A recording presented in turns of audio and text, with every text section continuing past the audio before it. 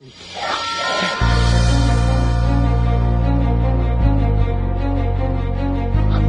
out, man. You can't handle the truth. You can't handle the truth. What do all the men with power want? More power. My name is Gianluca Zanna.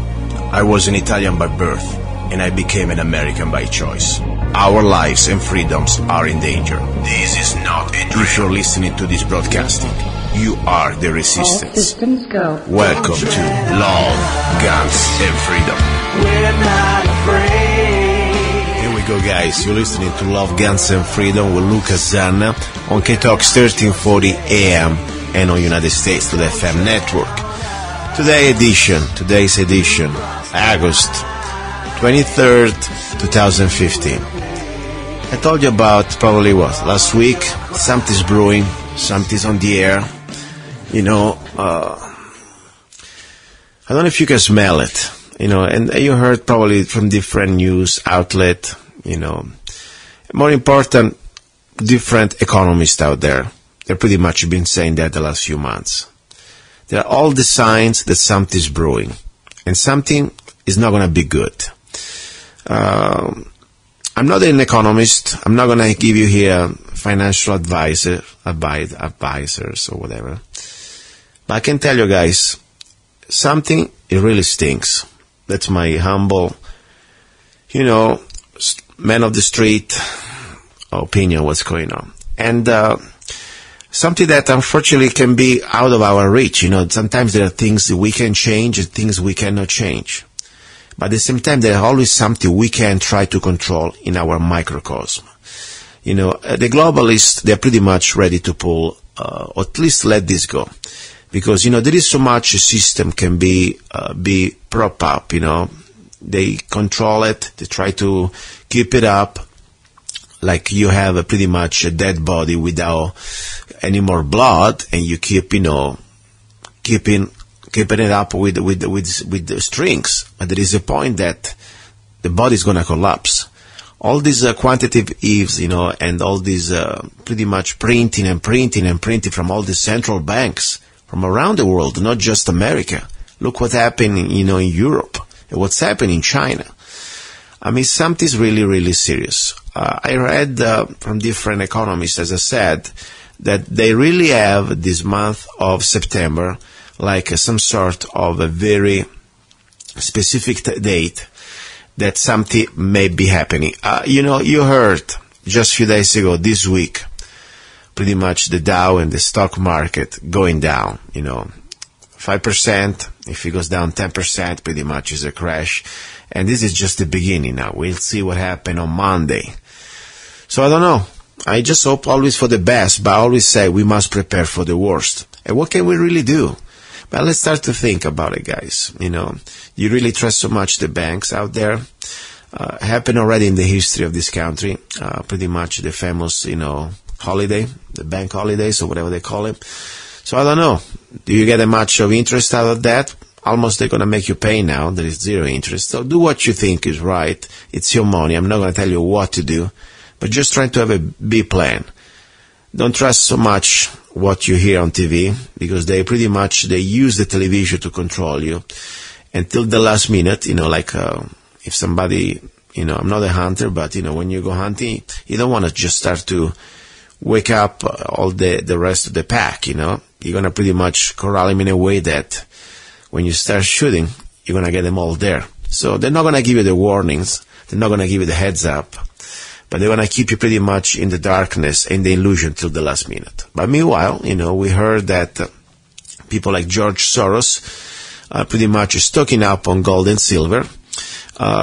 Meanwhile, you see the prices of gold and silver and these metals, they're pretty much completely controlled, They're kept down. But why? Simply because they want to pretty much avoid that the little man, us, can compete with the elite, and we don't, think about it. There is not enough gold and silver if for all humanity, If just 5% of humanity decide to buy gold, that would be impossible even to fulfill it.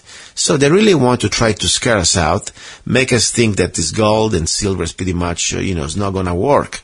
Meanwhile, they are buying it out, and they're completely keeping it, controlled. I mean, different banks, different institutions, and different government, they've pretty much been doing this the last few months.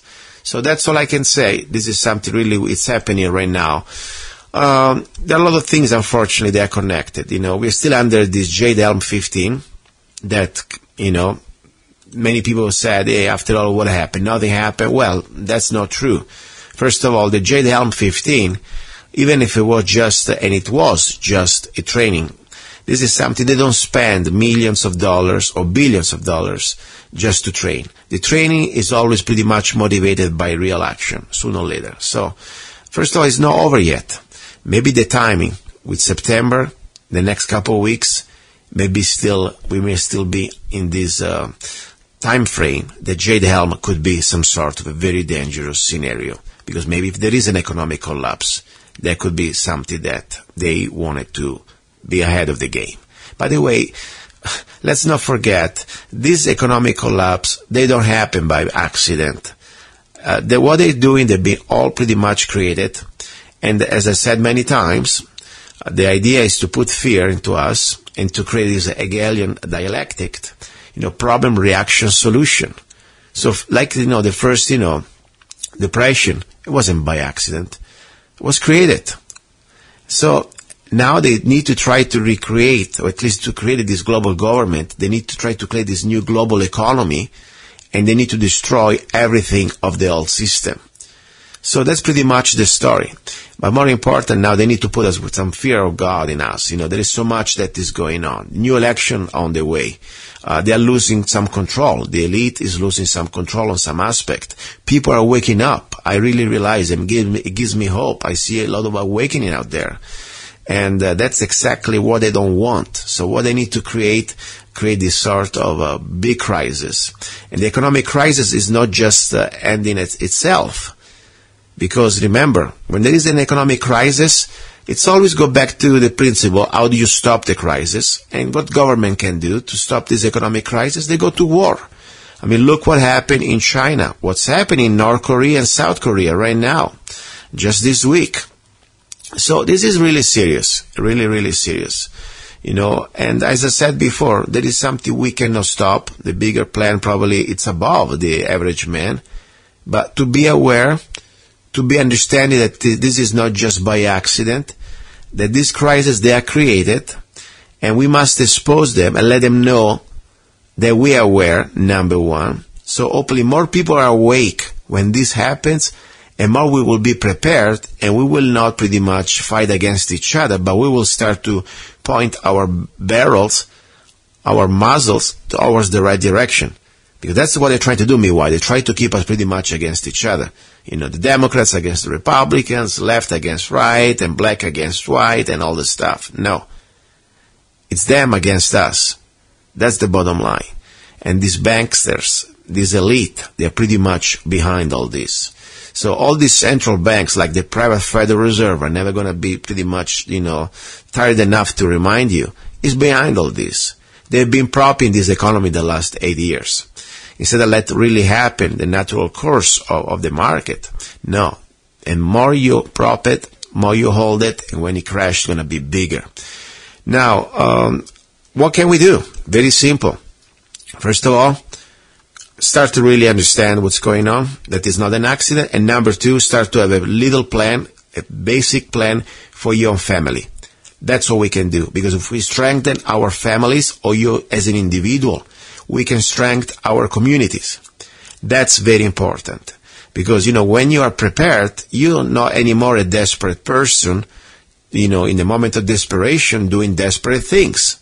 We are law-abiding people, at least speaking for most of us, many of us, and we believe in charity. I like to help people, but I don't like when people try to break into my door, try to steal what is mine. And more important, I would really be disgusted when I had people that we were trying to warn, give them a heads up, and they were ready to spend their money maybe at a stupid coffee place or keeping going out for dinners or vacation. Instead, they had the opportunity to prepare themselves. So, basic stuff, guys. You don't need to be a genius. Start with a good water purification system. Look what happened, in this Colorado mine. All these aquifers, pretty much they are contaminated. We don't know exactly the extension, how many states. And I was listening, the EPA, not only in Colorado, at the Animas River, pretty much was behind that huge disaster, ecological disaster, but also in Georgia just a few weeks before. A smaller case, but still they are doing it. They are creating this crisis. So water, without water you cannot live. That's a fact. So have a good system. I don't sell purification system. I can tell you, just go out and try to find something. As I said many times, when I mention names on the show, they're not sponsors, but they are my own personal experience. And I tell you this as a friend, as a person that I want to share this knowledge. I tried both products. One is the Berkey's water filter. You can go out there, find them online. There are a lot of places. It's about $220. And the other one is the ProPure. I got them both. I think they're both great. I like the Berkey. It's plastic though. And there is something I like about plastic, something I don't. For example, a little more fragile. It may break. I like the ProPure. Very good system too. Great filter. But both, they are very powerful filter system. They're gravity. You can load them up with you in the car. Easy to move. And they give you a lot of water. You can get pretty much any type of water. And you're going to be able to, first of all, drink well because they taste great, the water.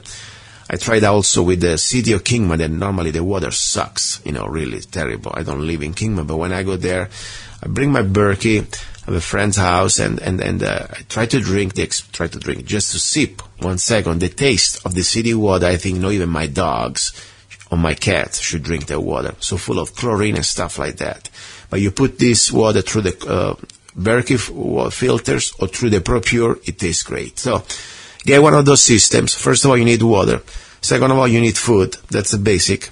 Because something really happens and there is some sort of a panic, everybody's going to run to these stores.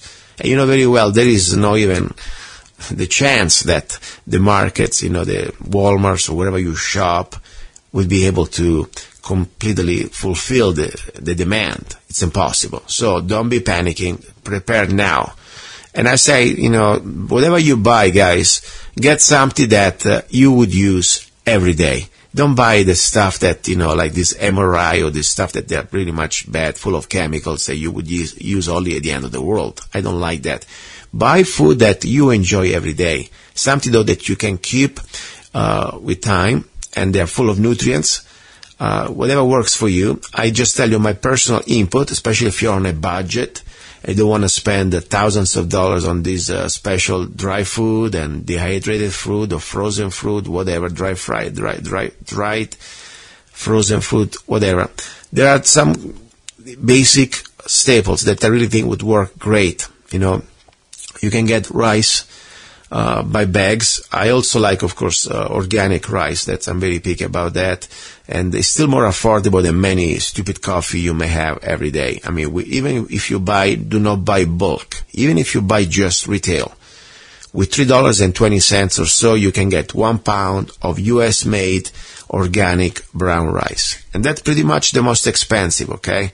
But think about it, with a little bag of rice, you can have a lot of food. How much really you take out of that money if you go to Starbucks, okay? First of all, they're bastards, let them go. But regardless, so start to think about rice, beans. And another thing I never never gonna get tired to tell you, quinoa. It's incredible. It's spelled Quinoa. Just Google it. I'm not going to do a show now about this, but it's affordable. Get it organic. It's full of nutrients, full of proteins. You got everything you need just with that food. Okay? That would be the first thing. You got to have food. You got to have water. Then you got to have a plan. Because I'm telling you something, guys. The Jade Helm 15, could be just something to try to, in case there is an emergency with this economic collapse that they already know because they created it. Could be also something deeper. They could pretty much start to load up and lock up people in trucks. Remember, I mean, we're not living exactly in America that you think it is, okay? Because at this point, I already talked to you about many times. We are coming to a point that we are under a complete Bolshevik revolution. And remember, the Bolshevik revolution, like happened in Russia, or the communist revolution like happened in China, communism was created by the bankers. I mean, Karl Marx was financed by the bankers of New York and London. So this is not just some sort of, communistic, they use the masses to put us against each other, to destroy the middle class. That's the idea. But the idea is pretty much something that they're planning. And Obama is pretty much putting the final nails on this coffin called America. He has still a few months left over. And he's doing everything he can to implement this agenda. Now, the next thing I really believe is going to be something that could be dramatic. War with China. Remember, China holds our debt. And they have also the moral stand in this point, if we don't pay them back, to come and take here what they think it's theirs. The problem is that, I didn't sign anything. We've been sold out by some bastards politician out there. They're using our name to rack pretty much, our credit cards as a nation and to sell it away to or a private central bank like the Federal Reserve or a country like China. So, not in my name, but still, they want to come. Now, there are so many aspects here that we know. I mean, I said many times, Chinese, they've been waiting for this moment for generations. Every country, every civilization had an empire time. Look at the Romans at their time, the Greeks, the Egyptians, the British, the French, the Spaniards, and guess what? American? Yeah, I think unfortunately by design we are crossing the 200 years. Pretty much every civilization, every empire lasts no more than 200 years. And now it's their time.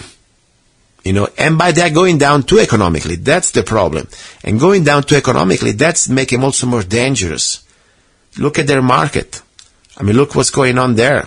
So they need to pretty much justify their failure to their people, and they need to keep them pretty much happy. And at that point, exactly what governments do. When there is a crisis and they cannot justify anymore their failures, economic failures, they need to create an enemy. And that's why they go to war. And also normally war is good for the economy anyway, because it's going to be a winner, and the winner takes it all. And unfortunately, I tell you something, Obama is pretty much weakening us. Okay? I mean, we want to talk about military power. We don't want to talk about just numbers.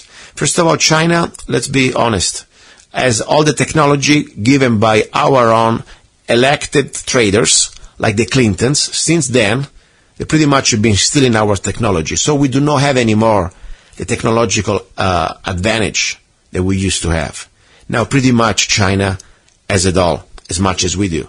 So they can pretty much, first of all, create an attack on the dollar, because they own us. So they're right there. They can start to put us in a very bad spot. Number two, cyber warfare. They can pretty much stop all our infrastructures, beside the military probably.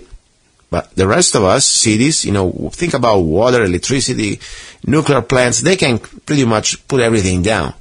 Look what happened.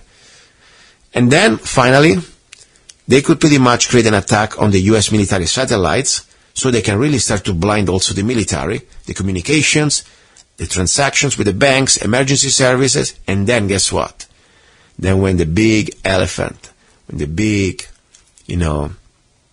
giant is blind, that's where they come. And people say, this is never going to happen. This is America. Guess what? World War II, the same thing, I'm sure, people were thinking before the Japanese came and started to bomb Pearl Harbor. Think about it. The point is, the enemy is not going to be stopped by a moral dilemma, but it's going to be stopped only if they know that they cannot get away with murder. That's pretty much human nature. Unfortunately, humans can be very evil. And when they know that there is no repercussion, or there are no repercussions, they will use the violence to submit other human beings. Let me tell you something. The Chinese, once we have pretty much, created this sort of a neutralization of the technological aspect, and let's not forget that, maybe nobody wants to really use nuclear wars because it would be a final disaster. So we go back to World War II, man against man. And guess what? It's millions of them against few of us. And people say, oh yeah, we have, I don't know how many millions of gun owners. Wait a second. I'm talking about 20 millions of potential troops, armed, trained to work as an army. And don't get me wrong, I don't care if me or you, two of us against 200 of them, I still will do everything I have to do. I'll fight all the way till I have an inch of blood, a little bit of drop of blood in me. But the point is, let's be realistic. They think they can do it. They have the technological advantage. Let's not forget, there is more than just China. North Korea would follow. Let's not forget, Russia has a special treaty with China. And look what happened. By design, our elected traders, we've been pretty much, creating all these dramas in Ukraine, minding our business, their business, and creating now more enemies with China, creating more, pretty much potential for conflict, and more for also with Russia, especially. It's been all created. I wouldn't be surprised at all that Obama is the complete Manchurian candidate, and they pretty much want to create a crisis that they need to put us in this very disadvantaged situation to go to war. When you go to war in this situation of very disadvantage, you're going to lose. And when you lose, you completely at that point will transform America all the way they plan it. You think you see enough socialism or communism now? You see nothing yet.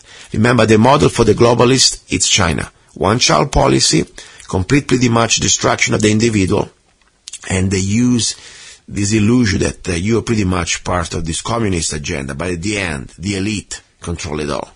So I really believe this China situation could happen. Maybe not this year, but it's going to happen. Sooner or later, unfortunately, it may really happen. It's not just me. Many military experts, they're saying that. And also, not only that, but the same Chinese themselves, they've been pretty much saying that the last 20 years. Now, all I can say, guys, let's have a plan. We can still talk about these things. Don't forget all the different type of situation that China is pretty much trying to push. Let's not forget the Bandits Ranch, the Agenda 21, all these areas that China is buying out in the middle of America, for penny on the dollar. All the different areas, the sovereign areas like in Idaho, they control, become almost like a Trojan horse in our own country. So they're here already. And we don't know really how many more they're going to be here. So have a plan. First of all, be independent economically. And try to have a plan with food and water. Don't forget the seeds, because on the long term, food is going to go away. So you need to start to plan about seeds. Try to find a location where you pretty much can have a little bit of a hope to be isolated for a moment before you regroup. And then more important, start to find like-minded people.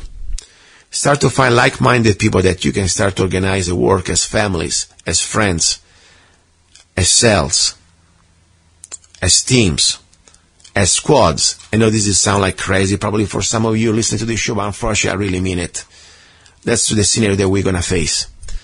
So my friend, then I hope nothing's going to happen. I don't want this. I would like to live in America that pretty much I idealized when I came years ago as an immigrant. I want to live in peace, but I'm telling you, if I start to see blue helmets or, Chinese people hanging around with bayonet and rifles and try to tell me to jump in a truck, guess what? I'm not going to comply.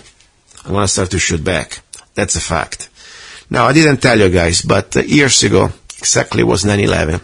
By the way, it's an inside job, just to let you know. In the morning, about 6 or 5 o'clock that day, I had a dream. A dream that at the time I didn't understand. And then, of course, I woke up and the towers and all the, propaganda, Fox News, Osama bin Laden, all this stuff. But the point is, there was a dream that was so vivid in my mind that morning that I didn't pay attention for at least another week. It was still there. The dream is pretty much became a song that is called Red Wave that I'll play for you right now. And if you listen to the lyrics of this song, it pretty much represents and describes the dream. And remember the time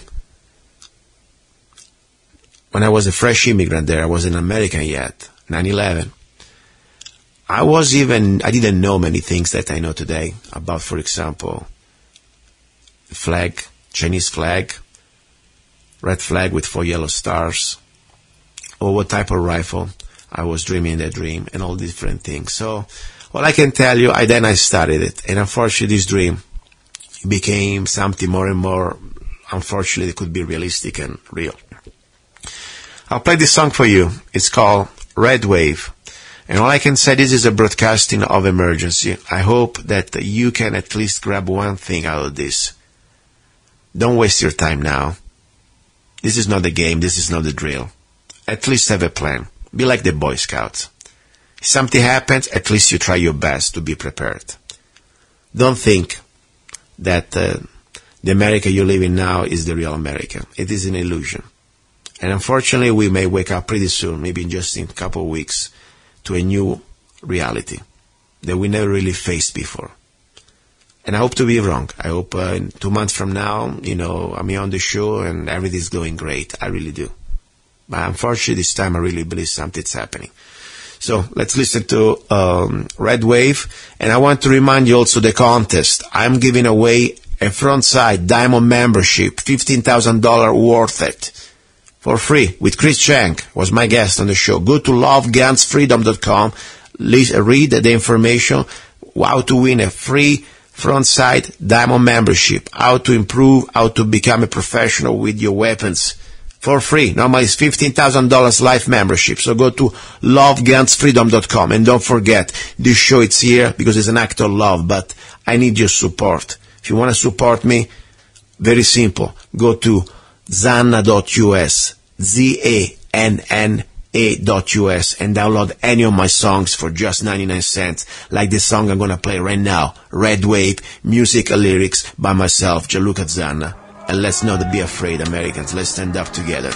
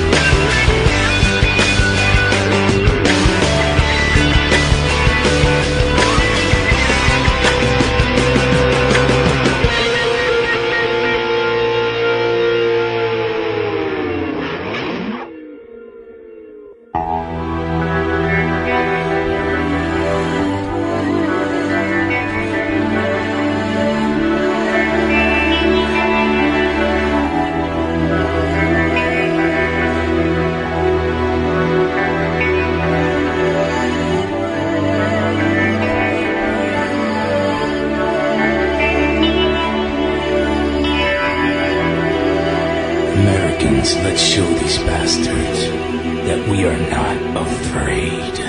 Okay, guys, that was the song.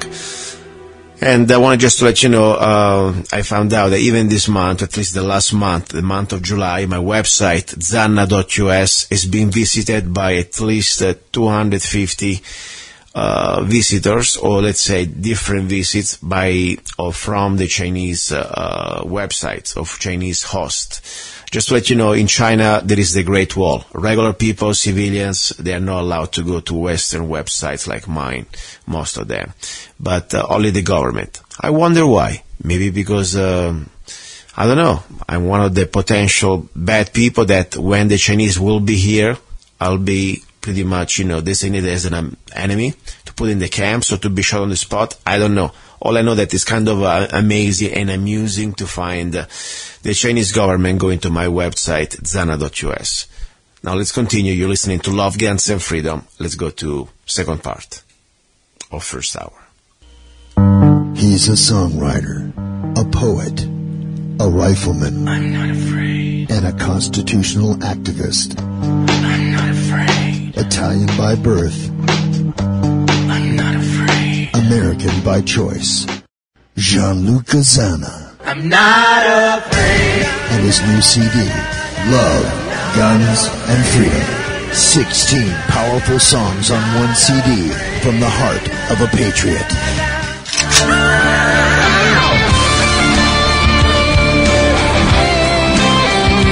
For download or to order the CD, go to www.lovegunsfreedom.com. That's www.lovegunsfreedom.com. Lyrics for your mind, music for your heart. Gianluca Zanna's new CD, Love, Guns, and Freedom. Here we go, guys. Normally, during the show, you're listening to Love, Guns, and Freedom. I do not take phone calls because I record the show. I produce the show in a remote area of Arizona. I do not really like to go to cross the river to go to California for many reasons. First of all, I don't like to go to California, period. But that's another story. But you know what? I want always to get your feedback. I would like to get your opinions. And more important, I would like to know what's going on. If there is any updates, something happened. And if you have something, even criticism to say to me, I would love to hear you. So please, in case you want to be on the show, all you have to do is just go to the website, www.lovegunsfreedom.com. There is my email. Send me the email and I'll call you and I'll put you on the show. And I promise there is not going to be any editing. You can say whatever you want. Just be though respectful to the FCC rules. That's all I ask. And let's try to be on theme, okay? That's all. That's it. And that's pretty much the story. Now, today I want to get back on the show. A great guy, he's one of my listeners, one of my first listeners. And also, really is a guy for me that proves that this false right, false left, they try to keep us into different cages. The Democrat or the Republican. It's just BS. We're supposed to be Americans. We're supposed to unite together to understand that we are all in danger and we are pretty much all being put under slavery by the same controllers, the same central bank, the same international corporations that try to control our government. And that's why I like the show, because my idea is not to divide us, but to unite us. That's why I don't want to go out there and start to, get into this false left or right. They're all the same. The chairmen of both parties, they are both control. Okay? We the people, we must take it back. And this is exactly what I'm talking right now. Okay? Ronald, are you there? Yes, sir, I am here now. Ronald O'Donnell, people already know about you. Please, you've been on my show a few times, but you've been on a mission, try to expose these fraudulent foreclosures. And you're also an activist, and you're also, an elected member of the Democratic Central Committee Party. And I would like exactly give you the floor and tell us exactly what happened last weekend. What did you do? What did you accomplish in wherever you were? Talking about this foreclosure. Well, thank you for the opportunity, KTOX, for allowing me to speak on your network. It's a tribute to the First Amendment rights guaranteed us United States citizens under the American Constitution. And There are no other radio stations that will even allow me to speak, although I'm running for California State Senate District 23 here in Riverside in San Bernardino counties. I call it the desert. So thanks, KTOX owners, for allowing Lucas Anna to go ahead and have guests on the show and not to prohibit their speech. Although we have to deal with the FCC guidelines, I understand that. Otherwise, I would be swearing. Now, what happened at the convention? The convention will be known for who did not show up. It'll be known that there was not a presidential candidate that showed up at the convention. The Democratic State Convention for the Central Committee leaders in the entire state of California had no representation from the governor, didn't shine. Hillary didn't shine, and they didn't even send a representative there. Pelosi, no show. Feinstein, no show, because they pretty much already have their, their campaigns and their funding and everything in order. Mm-hmm. So what we had at the convention was a bunch of people waiting for someone to get up and speak. Well, guess what? I did sponsor 5 resolutions, and they were all passed. Wow. All 5 of 5. By the people in the Central Committee and the real Democratic Party that doesn't get the headlines. And the number one resolution that passed for this show is the one that the prior shows always discussed. I always said we were going to do this. I always said we were going to file a lawsuit against Chase Bank. I always said, and I have. I've kept my word on and on and on and over and over. The one that was passed was entitled Unlawful Detainers and Protection of Homeowners During Foreclosure. Now, I'm not going to read the whole resolution because it is lengthy. Okay. But what it basically says, that if someone comes to your house and they want to throw you out of the house without a court hearing, that they owe you $50,000 per approach. Wow. And it's called Resolution Number 15-08-07. And it was passed and approved by all of the Democrats in the state. Now, that's highly unusual. Yes. It hasn't happened anywhere else in the entire United States, including anywhere in any Republican state.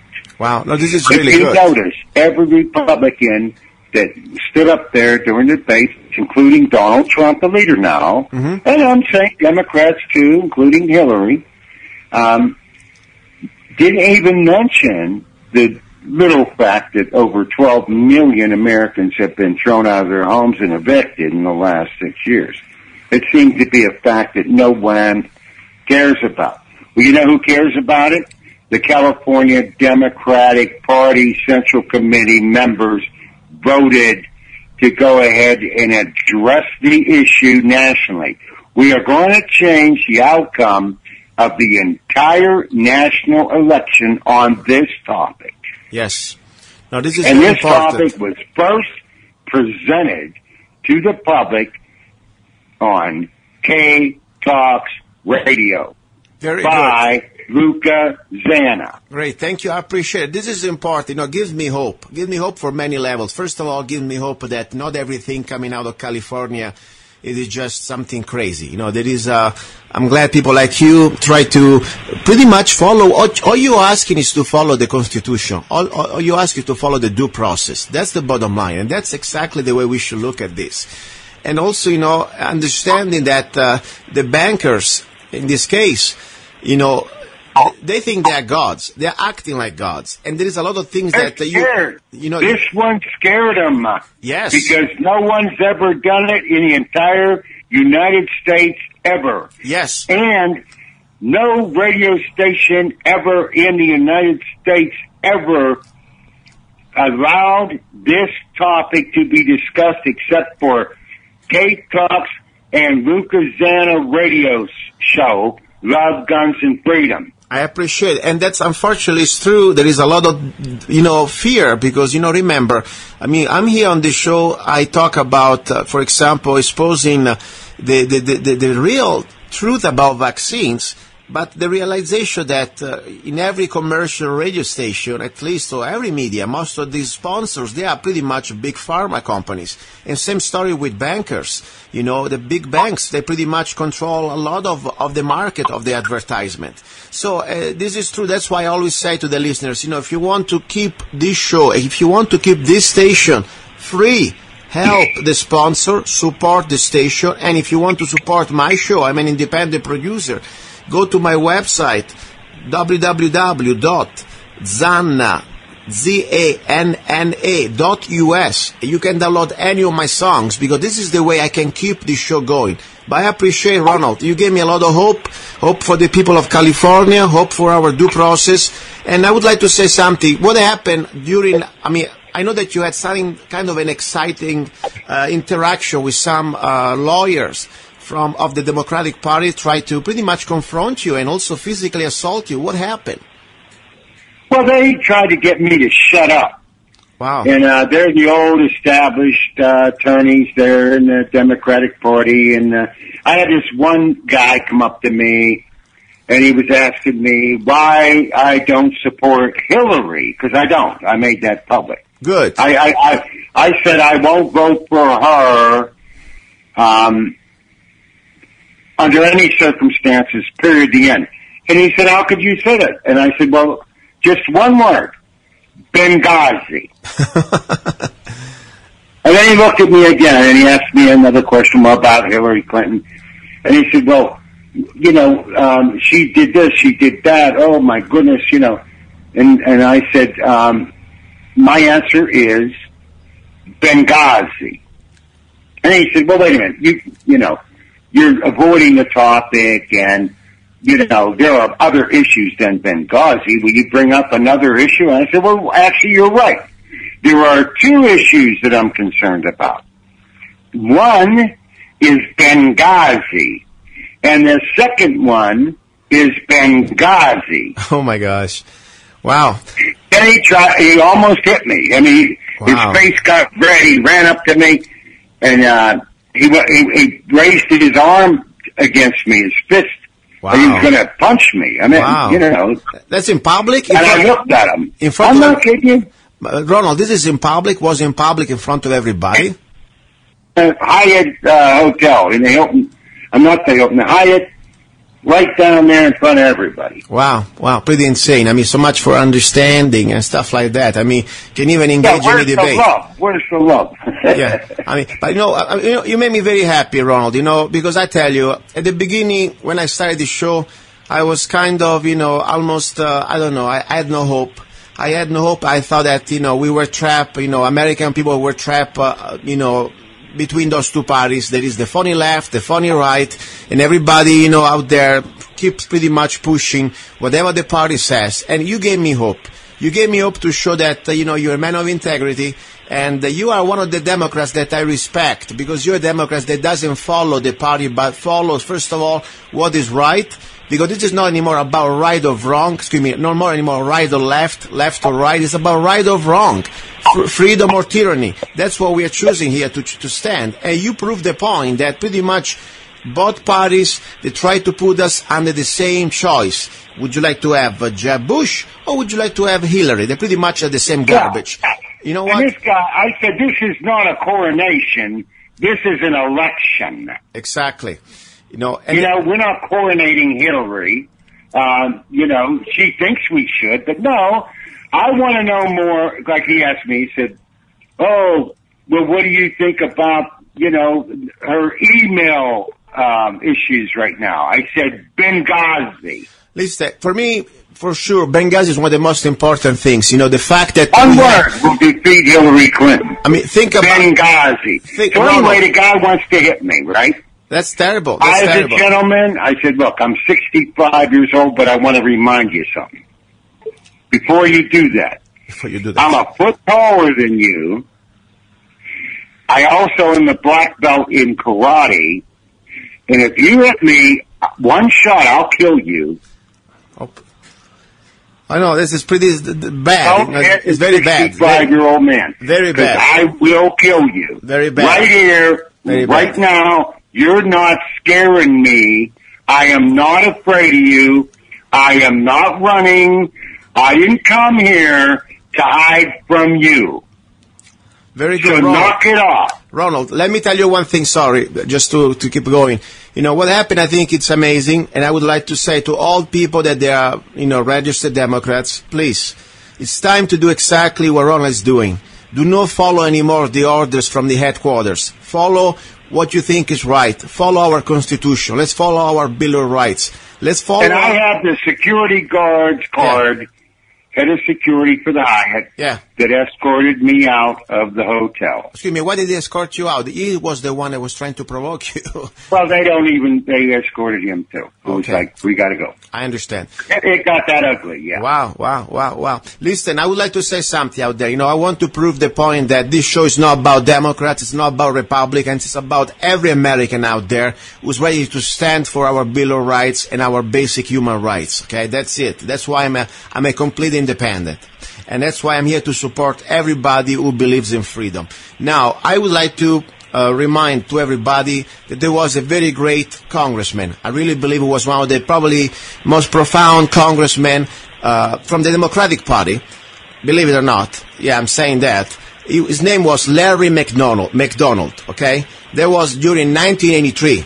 And this gentleman, this congressman, unfortunately, was a man that he was pretty much a big pain in the arse of against the Clinton, because the Clinton, they were ready to run for president. And the point is, this guy, he was saying things like about the New World Order, global government, that at the time they were unearthed. But of course, by accident, he was on the plane, on this Korean airplane, that was shot down in 1983. I would like to play this clip about him, and I would like to invite everybody out there to Google for Larry McDonald, congressman from Georgia, because this is the proof that, both parties can have good men and good women, and we need to find them out and support them. That's the bottom line. We follow, the principles. We don't follow the party. So, Ronald, please, I hope you can pretty much learn more about Larry McDonald and listen to this clip, okay? Okay, and I am telling everybody to please listen to KTOX radio, because you're the only ones that supported me from the very beginning. And I'm nobody, I'm nothing. But all the other wonderful guests you've had on, all the other wonderful ideas you have on, you don't hear that anywhere else in radio, on the media. Thank you, Ronald. NBC, ABC, CBS. We need to start listening to the guests on Guns, Love, and Freedom radio show on KTOX. Thank you. I want to promote your station on the other media that are now calling me. Oh, nobody called me before Luca did. Wow. No. Now they're calling. And I want your permission to ask them to look at your shows. Thank you. I appreciate it. Listen to KTOX. Thank you, Ronald. Thank you. Now, let's listen also to the voice of Larry McDonald. God bless you. Thank you. On the New World Order. You're listening to Love, Guns, and Freedom with Lucas Zanna on KTOX 1340 AM and on UnitedStates.fm network. Don't go away. Oh, Mr. McDonald, I'm not a conspirator. I think even Buchanan would vouch for that. Well, you are. Robert Wilson. Robert Wilson. No, I don't think so. Yeah, I'm a member of the Council on Foreign Relations. Is that a conspiracy? Well, you've certainly. Well, let me just tell you what Newsweek says this. The John Birch Society considers communism only one arm of a master conspiracy in which socialist American insiders are plotting to establish world government.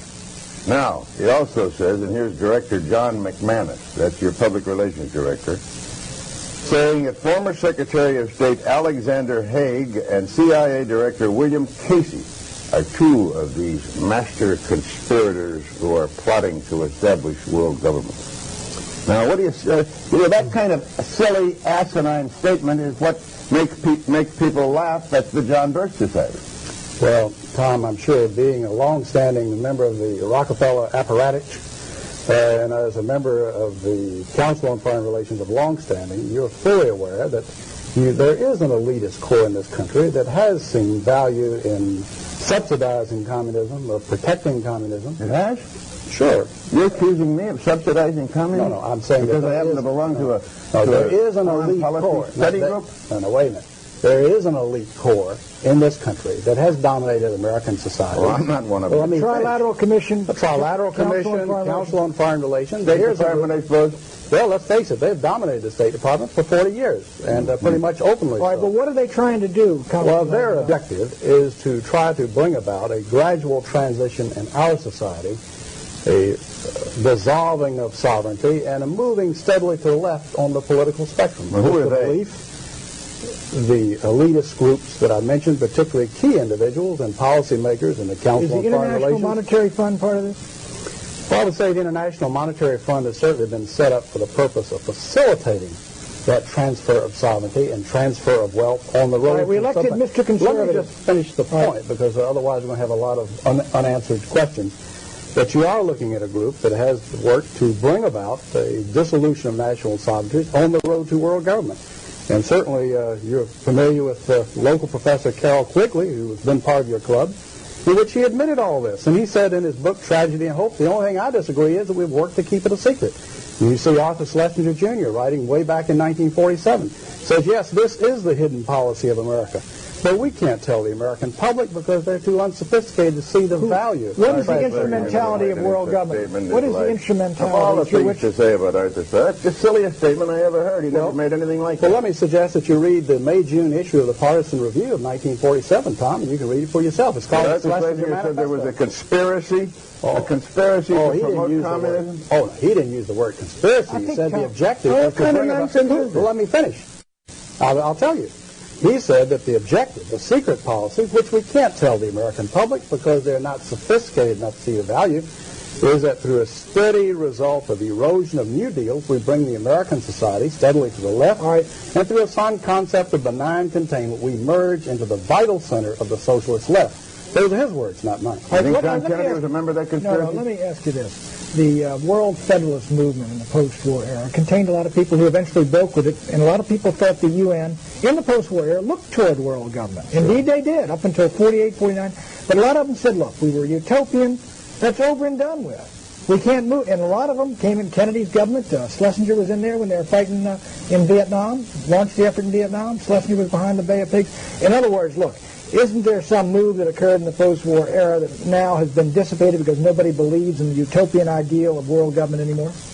Well, I think there are those that realize that moving straight from a prototype of the United Nations into world government perhaps is tactically impossible. But phasing out increasingly national sovereignty into regional government and phasing out sovereignties into international treaties in multiple areas the whole movement toward, quote, interdependence. Yeah.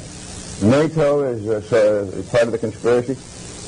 Well, there are certainly elements in NATO. There are people in NATO who are very strongly dedicated to the defense of the West. But at the same time, you find in NATO a steady dissolution. You find a growing weakness as a NATO policy dominated by State Department policies that has not worked. Well, it's a regional grouping, and I think, therefore, it may be suspect by the John Birch Society. We're talking with Congressman Larry McDonnell, who has recently been elevated, I guess, to chairmanship of the John Birch Society. And that was one of the latest, probably the last speeches of this man. I call him an American man, Congressman Larry McDonnell. That he wasn't just a regular congressman. He was, first of all, a conservative Democrat congressman, and he was from Georgia. And what I can say, this man was active in many different civic organizations, and among those, of course, the John Birch Society, that I really learned a lot from them, I must tell you. But think about it. This man, at the time, early 80s, he was trying to expose exactly all the things that are happening now. Global government, the New World Order, bringing facts and things, and this conspiracy that is not a conspiracy. But the only conspiracy that I really see here, that of course, He was one of the passengers of the Korean Airlines flight 007 that he was shot down by the Soviet interceptors, and he was dead among all the other victims. Strange timing. You know, this man could have been really much a pain in the arse in the Democratic Party, especially when they had to pretty much, you know, prepare the Clintons for the new dynasty. So all I can say, I wanted to play this little clip in honor of Congressman Larry McDonald, and to all the people out there, Democrats, Republicans, I don't care which party you are, but you are ready to stand up for the truth and stand up for this republic. That's all I can say. There are good people, not many, but there's still good people in both parties. And I'm here, my only job is try to treasure you and try to pretty much support you in every way I can. That's why I want to support, you know, my friend, Democrat, Ronald O'Donnell, all these O'Donnell, and I wanted to remember the sacrifice and the activism of Larry McDonald, Congressman Larry McDonald. I will post the whole video of this, it's a YouTube, it was on a show, a TV show, PBS show, I guess. I will post it on lovegunsfreedom.com, today's show, so you can watch it all, and hopefully you can share it. You can understand more exactly what this man, Larry McDonald, was talking about. You're listening to Love, Guns, and Freedom with Luca Zanna. Don't go away now. We are ready for our number two. We will talk about guns, great news and great information about a veteran. We'll talk about the M14, the rifle, among the rifles, how to reload it, and a lot of great information. This is a great expert I have with me, and I'm very honored. And also I would like to remind you, this show is here because of your support. I hope I'm worth at least 99 cents. That's all I can say. You don't need to be millionaire. You don't need to be rich. I'm not expecting sponsors here, because what I talk here is not exactly the typical commercial show you will be listening to, okay? As you can hear, I'm not really for anybody. I'm just for the truth. So, if you want to support the show, it's very simple. Go to my website, www.zannaart, ZANNAart.com. There is a music section. You can download any of my songs for just 99 cents, or buy one of my CDs, or buy one of my paintings, or get one of my prints. Anything, even just 99 cents, and you can support this show to be free and independent. Thank you very much.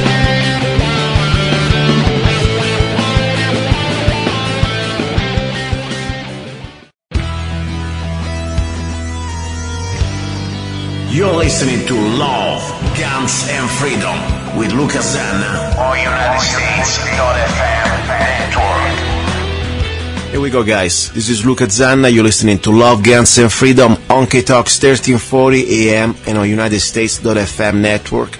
Hour number 2. It's all about guns.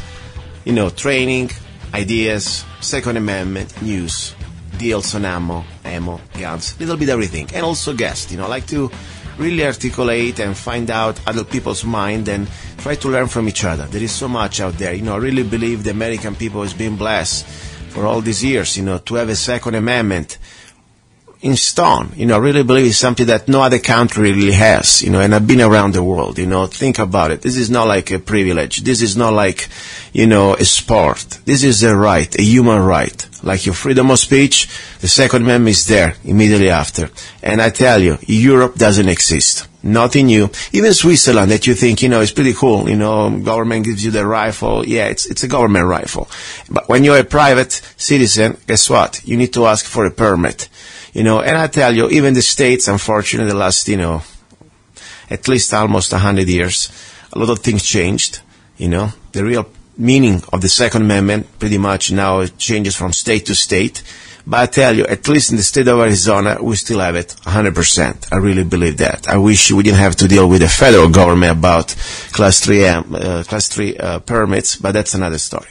Now, today I have a great guy, I really enjoy this show because it's giving me the opportunity to meet other peoples, and great people, and learn from their mind, It's a great learning experience for me. And also to find out there that we are not alone. There's a lot of people like us. We believe in freedom. We believe in the Second Amendment. We believe in love, guns, and freedom. So, her name is Tim, And he told me his last name, but I know I'm going to destroy it. So I want him to pretty much introduce himself. Tim, are you there? Yes, I am, Luca. I'm terrible with the last name for the first time. I want you to introduce yourself, so I will be sure I got it down right. Please, Tim, how you call your last name? What is your last name? My name is Tim Siewert. Siewert, I was right. I was afraid to try it. I'm sorry. Anyway, listen, Tim, I'm glad you found about my show through your lady, you told me. And you're a gun enthusiast. You know, you're also an author. You have a couple books out there that I really enjoy the topic. It's about reloading. And also you have a couple websites. I want to give you the floor to introduce yourself a little bit from, the professional, not even called professional, just from you as a human being, as a person, what you do in your regular day, and also what you do now when it comes down to guns. Because you're pretty serious, dedicated about learning the art of reloading and sharing that concept. Go ahead, introduce yourself. Well, Luca, thank you. I would like to first to say that it's a privilege to be on your show. I have had the opportunity to be on a few other radio programs in the past. It's always, first of all, I would like to say that shooting and reloading are my passion. I have been passionate about that for 45 years or better. Wow. I first got into competitive shooting when I was 11 in the Boy Scouts in the 60s, and I was immediately hooked. I thoroughly enjoy all kinds of shooting, whether it be rifle shooting or handgun shooting and shotgunning. Tim, if I can stop you 1 second, because you mentioned something that for me is so important. You said, you lived through the generation of when during the 60s you could pretty much, shoot with the Boy Scouts. And I also watched some videos of the public school system. They used to pretty much train marksmanship with rifle. Is that true? Because it almost seems so real. Yes, that is true. When I was in high school, in the early 70s, I was in what was referred to as the junior ROTC program in my high school in Illinois, and everybody who was in ROTC at the time got basic marksmanship training with a .22 caliber rifle. Wow. Something I find, and I was just thinking about that just the other day, how much things have changed. I mean,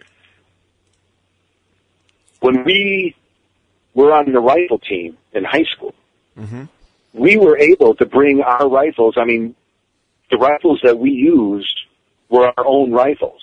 Wow. And we would be able to bring them to and from school, even on the school bus. That would be, that's unheard of today. Yeah. Because of the politically correct environment. And back then, it wasn't even thought about. Yeah. And Tim, I don't even think anymore it's politically correctness. This is completely a very evil plan, not anymore hidden, pretty much now it's in plain view, to castrate morally and also physically and in every way they can the American people. Because I'm telling you, this is not by accident, I mean, I look also at the Americans, that of another generation, probably your generation, the way you used to live, you used to work, you used to eat, the activities you used to do. Men used to be men and women is supposed to be women. And I don't want to go here about other stuff. I don't care if you are between, that's your business. But the point is, you know very well, if a generation gets mentally castrated, psychologically castrated, and also you don't have anymore the opportunity to exercise your body and to exercise the skills that will pretty much create the new generation of defenders of this country. I mean, I fear God to think the idea that the GIs people during World War II would be this generation. We would have lost against the midgets. Forget about against the Germans or the Japanese or whatever.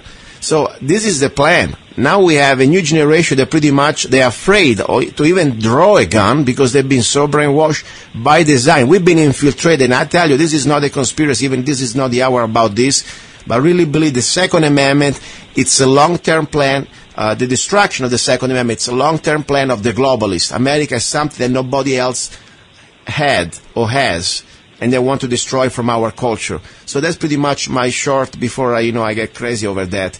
So yeah, you are the experiment. I mean, you are the witness that America used to be different. And I think, it's our duty to bring it back the way it was.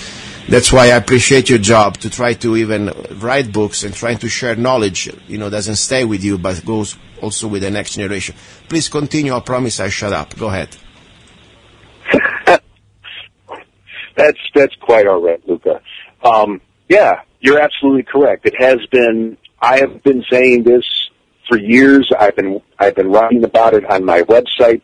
I've written about it repeatedly on my 2 Facebook pages. This has been an orchestrated plan, and here's the thing that a lot of people, I believe, do not understand, and that this plan has been going on for a much longer time than just the last 15, 20, or even 40 years. I believe that this plan, so to speak, this conspiracy, whatever you want to call it, was initiated in the 19th century. Yes, you're right. To eventually with the end result of the demise of this republic and this society, this country, because see, here's the other thing a lot of people don't understand. In 1776, when the quote founders started this quote grand experiment, the concept of men ruling themselves without a sovereign was totally foreign. Every other country on the face of the planet had some kind of sovereign king, emperor, or ruler. Yes, that's true. And this concept of people governing themselves and having the society be self-directed was totally foreign, and it was not what the privileged elite of the day wanted. I mean, they were about control still, and it's never really changed. Yes. Please give your websites. You have 2 websites. Give the website so people can start to look into your work, please. My 2 websites are connected. The first one, my online magazine, is 1776n.com. That's also my registered trademark for my company. And my other website is Tim Siewert, LLC.com. And that's it. My online magazine is devoted to articles that I've written, and I have other guest contributors writing articles for my website. It's devoted to shooting and reloading, and which is what my 2 books are about. But my 2 books are about reloading, and also politics and history. One of my favorite quotes from George Santayana: "Those who do not study history are doomed to repeat it." Yes, and it's so, that quote is so applicable today. Yes, that's why they don't teach anymore history at school. And by the way, it's all control information that they give out. anything about history. It's all a way to control through education system the new generation. Now listen, I want to talk, you're a very smart guy. I can see how much you cover. It's not just about guns. You're a guy of a generation that pretty much, I idealized when I came to America because, call me stupid, but, when I came to America, for me, I still believe that America was, even with the problems, things changed, but I still thought that we are another stage. I came here, unfortunately, to really just almost for a moment witness the glance of what you used to be. And don't get me wrong, even just 17 years ago was already so changed from your generation, but I have an idea what used to be, at least from listening, talking, and watching, and that's my duty today. That's why I'm here, because, as a new American, I really believe it's everybody's duty. But for me, even more, I took an oath when I became a naturalized. We got to take it back, and we got to really do everything we can. Now, I would like to focus today, because this is the hour about guns, on pretty much the idea to help people out in case they want to start to at least explore the concept of reloading, because this is not can be done in an hour, cannot be done over the radio. It just can give you at least a glance or some sort of curiosity, reloading ammunition. Before we go ahead, guys, whatever you're listening from the show, we are not giving you any advice, okay? We're just trying to help you out with some information. Do your own researches, and please, if you need to reload, start to find some help, somebody who knows how to do it, okay? Now, let's talk about these books that you have. One is Reloading Beyond the Basics, and the other one is Reloading the Basics. And by the way, it looks like you got a beautiful, what is that, an M40 or an M1A, the rifle that I see here on the cover? It's on the cover of my first book, Reloading the Basics. Yes, that's an M1A. That's beautiful. My favorite. That happens to be, that's my personal favorite. Wow. It's what I originally learned to shoot when I first enlisted in 1975. Wow. I believe, in my opinion, it is the finest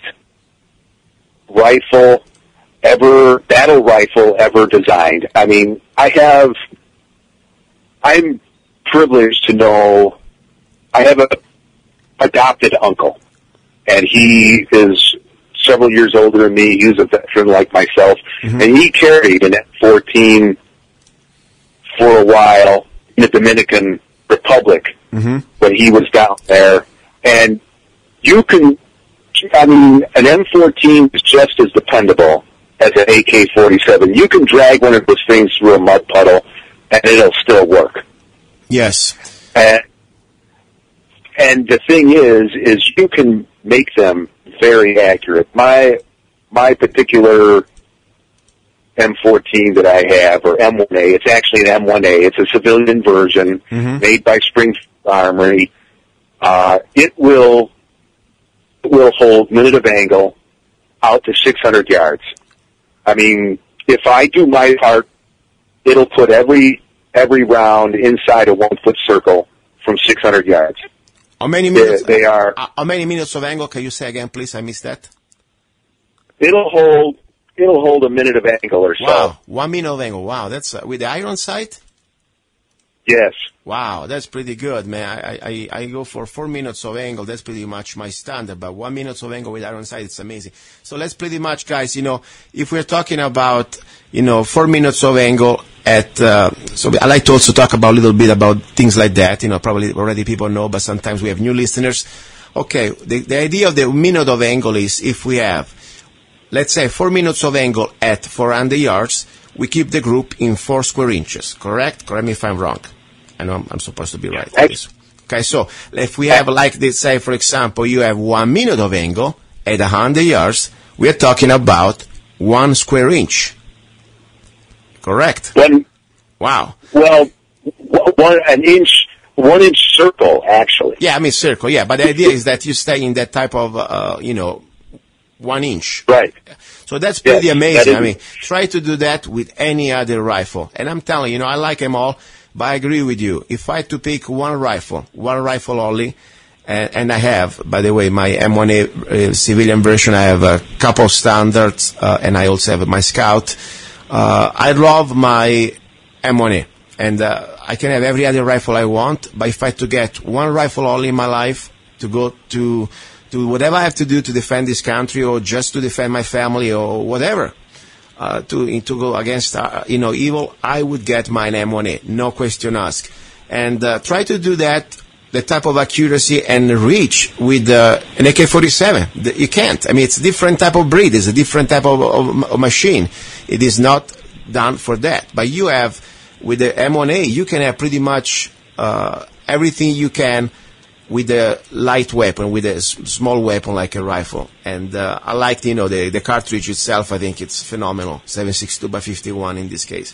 So, and do you do any modification of your M1A that you got from Springfield Armory?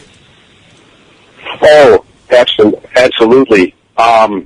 First of all, here in Wisconsin, where I live, we are blessed with I know, two of the best custom barrel manufacturers in the world, not just in the United States or North America, but in the world. One of them, both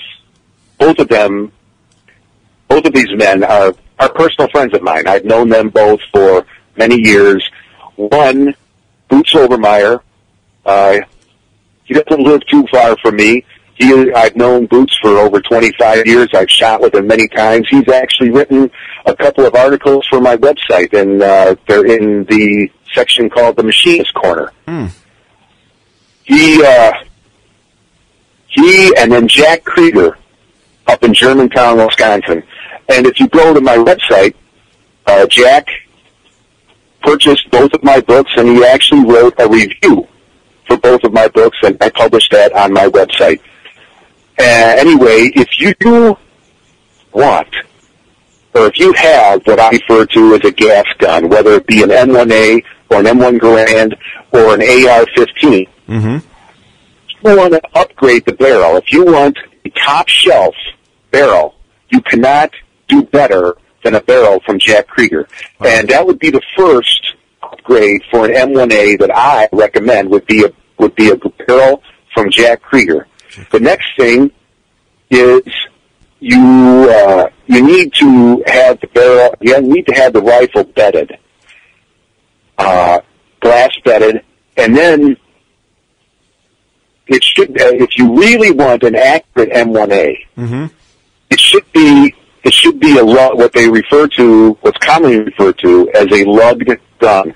And Springfield Armory, actually, the original M14 receiver, it didn't have lugs on it. These lugs are installed; they're welded on to the back and the front receiver. You can put them in both places, and these really anchor the receiver to the stock, and that's what's key in making an accurate rifle, whether it be a semi-automatic like an M1A or a bolt-action rifle. You want the action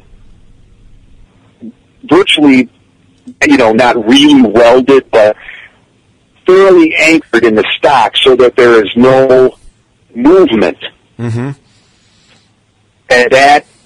those two things, the barrel and then lugging the receiver and getting somebody who really knows what they're doing to fine-tune the trigger so that it's honed, so it breaks crisply at 4.5 pounds like it's supposed to. Those are basically the only things. Very good, and really I understand because it's very important, because I tell you guys, you can be a very good marksman, but there are some limitation, especially in factory rifles, that you cannot achieve. I tell you, and this is something that if you have a real rifle that you already invested some good money, because anyway, an M1A, even a Springfield Armory, it ain't cheap. It's not like we're buying an SKS for a few $100s, okay? I mean, we go from the standard at least $1,300 to $1,400, okay? So you're gonna work on a project, something that maybe not everybody can do in one piece. One of these barrels that you're talking about, what type of money we're talking about, just to have an idea? Well, I haven't purchased an M1A barrel from Jack Krieger lately, but as far as I know, they usually run, I think his price is around $350. Okay, not for one of his premium heavyweight match barrels for an M1A.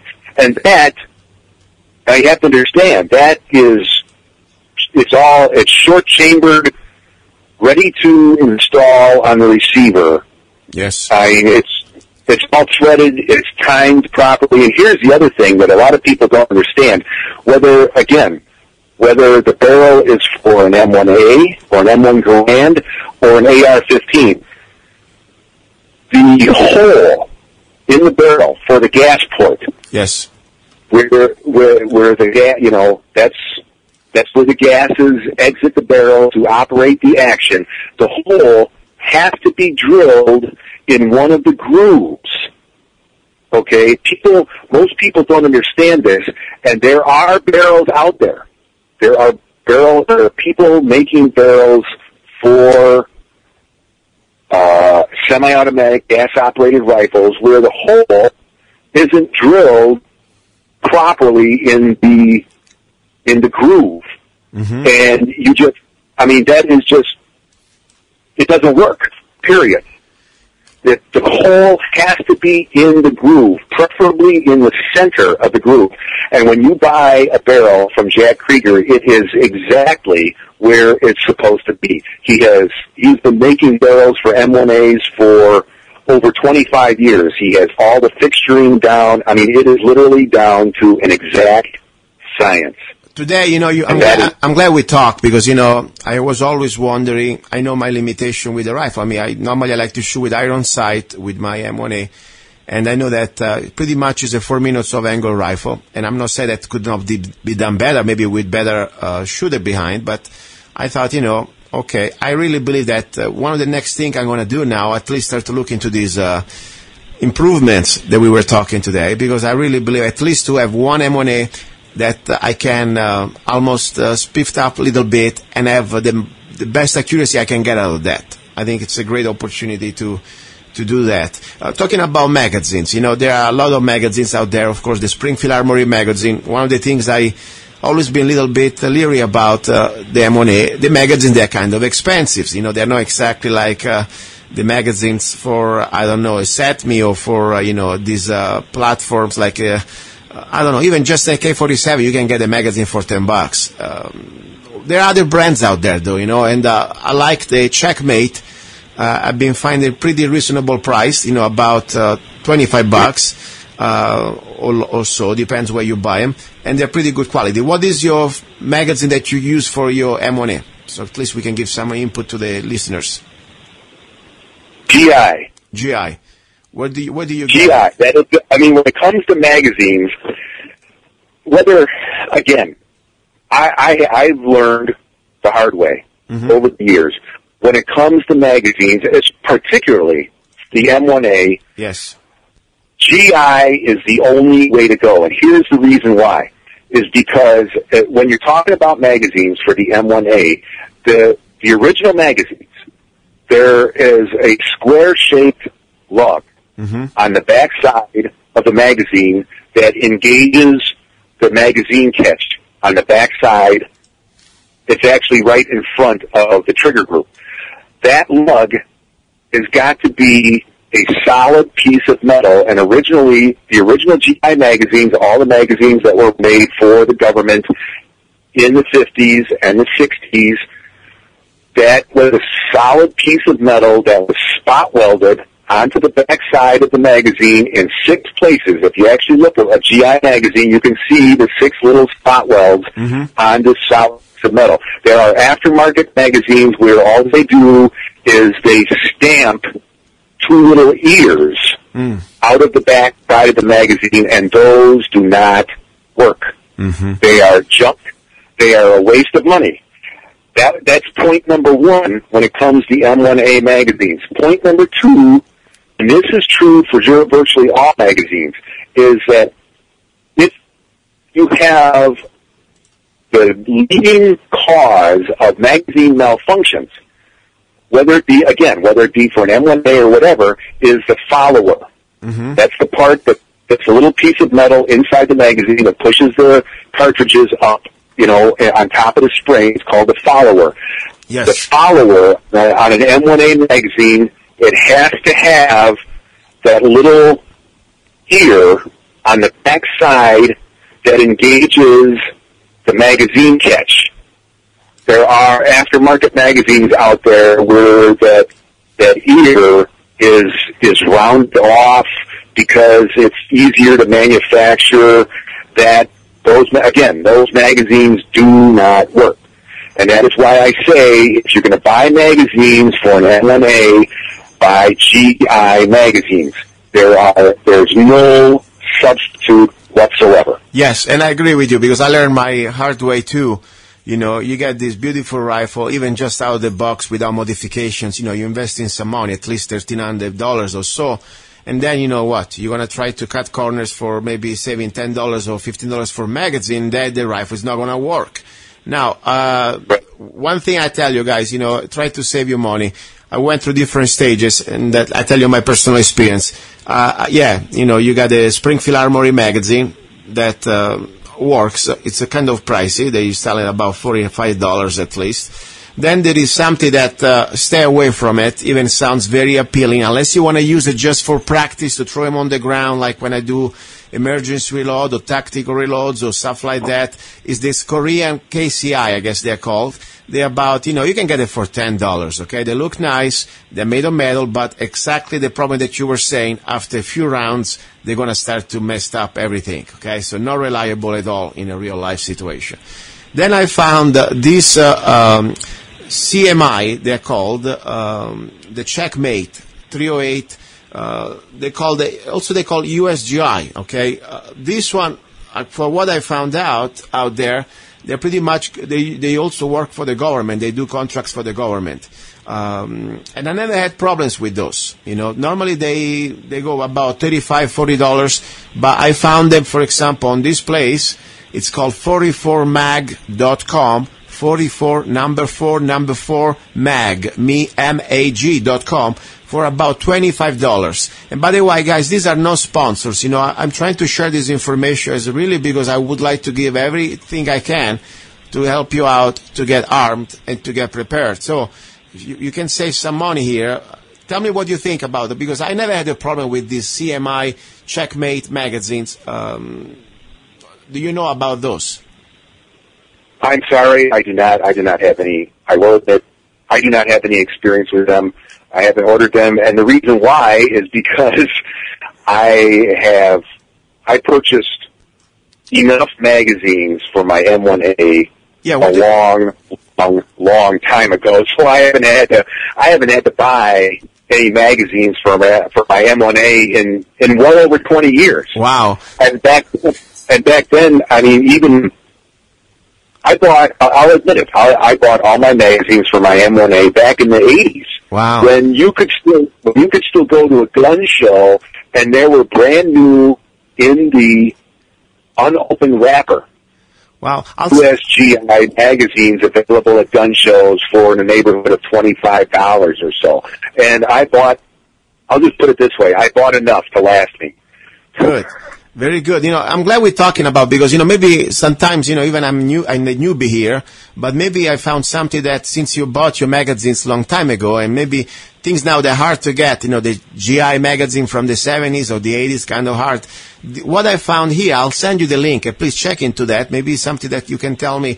This is produced by Checkmate Industries, made in New York, and they're the current U.S. military issue magazine. And there is also the U.S. government number here. So for what I understand, this is pretty much now the new U.S. government GI magazine for the M1A. I'll send you the link, because maybe if you tell me that this is something that I believe, according to my research right now, this is pretty much the closest thing to the GI that we can get here on the civilian market. But when you can check it out, let me know, okay? I will. And as far as, here's the thing. Excuse me. I know for a fact that the military, both the Army and the Marine Corps, they have been resurrecting M14s for issue for what they call the designated marksman. And as far as I know, they never changed the specifications for the magazines. So if these magazines do meet GI specs, then I would imagine, and this is just a guess, I would imagine they would probably work just fine. As long as, like I said, as long as they have the solid piece of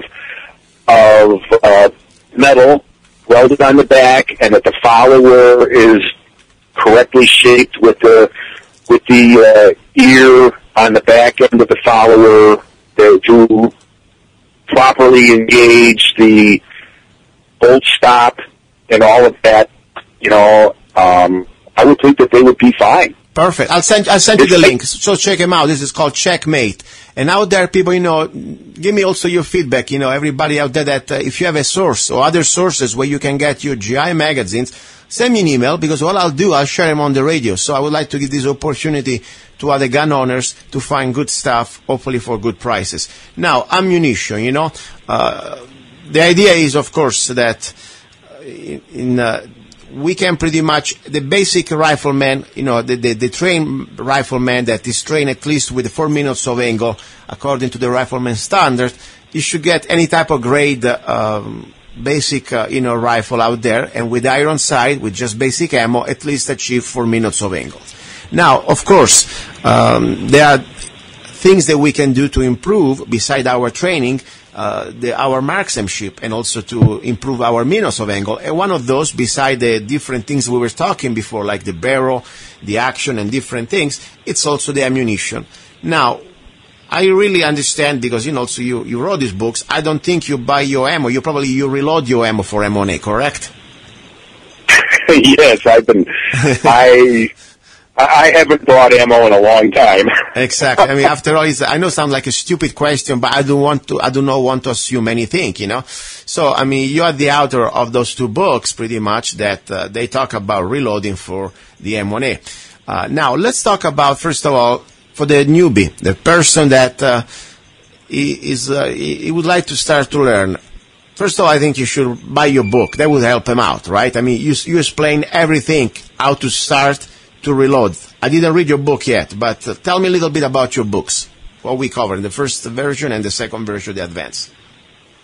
Well, my first book, Reloading the Basics, covers everything that the new person, the beginner needs to know to load safe, and the operative word there is safe, quality ammunition. I go into equipment, everything. My first book is 73 pages long. I also have in the back of the book a chapter devoted to building your own reloading bench. And this reloading bench, it has complete detailed plans on how to build your reloading bench, because I have the unique perspective. I am a union carpenter. I have been a carpenter for almost 40 years. Wow. That is how I've earned my living almost my whole entire adult life. Wow. I have built everything from fine cabinets and furniture to bridges, power plants, high-rise, and 1,000 houses. Wow. And so I built my own reloading bench, and my reloading bench design is not that big. It's only 28 inches wide and only 18 inches deep, and it can be built in 2 pieces so that even somebody who lives in an apartment can have someplace set up where they can load their own ammo. I thought that was necessary to include in my first book because when I first got into reloading 40-some years ago, it was common practice back then where guys would set up their reloading operation on the kitchen table. This is not a good idea. No. Not a good idea at all. You need to have a dedicated spot and a dedicated area to have your reloading set up. A lot of people also think that it requires a lot of money to get into reloading. That is a very common misconception. You can actually get everything you need to start reloading for less than $150. Wow. And you can save that much. If you're reloading for the M1A, you can save that much and more by reloading your first 500 empty cases. I'm serious. Mm-hmm. You know, it's beyond me. According to the National Shooting Sports Federation, less than 10% of all gun owners still load their own ammo. It's beyond me why more people don't load their own ammo, especially in today's climate, especially considering what has gone on in the last 2.5 years in this country as far as ammunition prices and availability. It behooves everybody to load their own ammo. Even if you buy new brass and load new ammunition yourself, you're still going to be better off than buying factory ammunition, because the other aspect of loading your own ammunition is quality control. A lot of people don't understand, and I won't go into this in my first book, not to, go into all kinds of stuff from my first book, but a lot of people don't understand that quality control, the major ammunition manufacturers consider quality control as they'll take a box of ammunition off the line, and they'll take it to their indoor range, and if all 20 rounds go bang with no mishaps, then that lot of ammunition is good to go out the door for sale. They don't care. They don't care if it holds a certain amount of accuracy, just as long as the stuff goes bang without anything blowing up, and it's good to be sold. Yes, that's true. And you can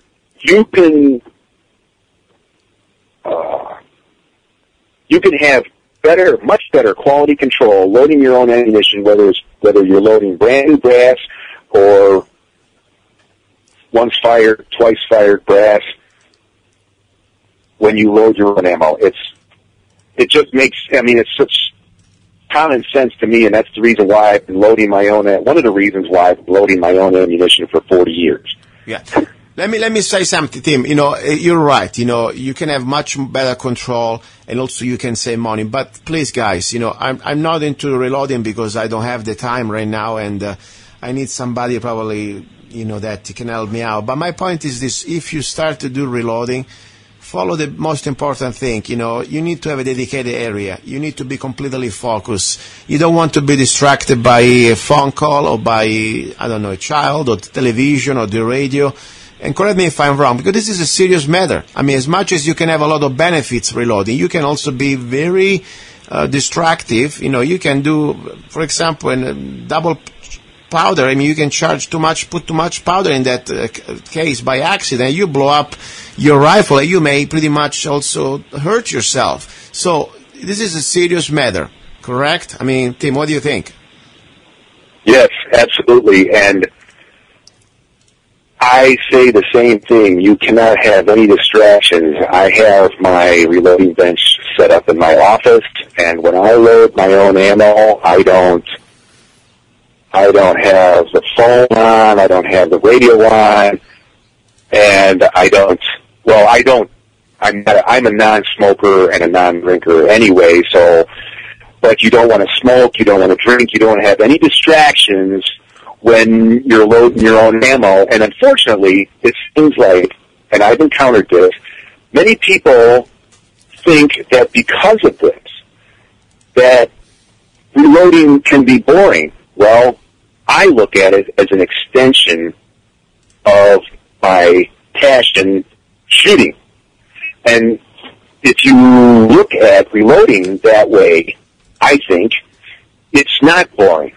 It's like, here I'm doing something that is great. Yeah, no, exactly. It's like, it's like almost, also, I see a lot of friends that will reload, and for them it's very relaxing. It's almost like a moment that they really have their own world, and it's beyond even reloading a round.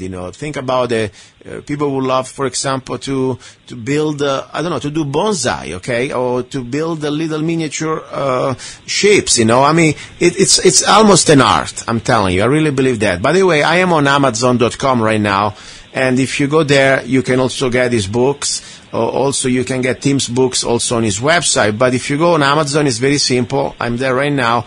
You put Reloading the Basics by Tim Siewert, and also Reloading Beyond the Basics, okay? And they're there. I mean, think about to have an expert, a man who spent 40 years of his life in this knowledge, in this art and science, because I believe it's between art and science. It's also science, of course. And you have it there in 2 books. It's pretty much, I think it's a very good thing. And another important thing, guys, maybe today you may not be into reloading because you don't have time, you're still working, and maybe you can still find ammunition. But in an emergency, that could be happening any time. You know very well now that pretty much Obama is out of control, and what they're trying to do to treaty, small arms treaty, United Nations, importation, TPP, they will try to find every way they can to pretty much stop the importation of affordable ammunition from overseas. So price is going to go up, and we must have at least a B plan.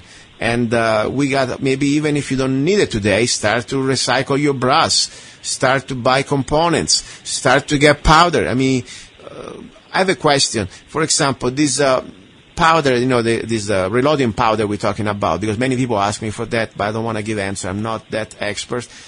Must be kept in very specific condition. I don't want to have, let's say, I don't know, even just 20 pounds of, let's say, the basic powder for reloading a rifle in an environment that is not safe, like statics, or what are the problems we may have? For example, temperature, high temperatures could be dangerous to make it unstable. Well, smokeless powder is very stable. It's designed that way.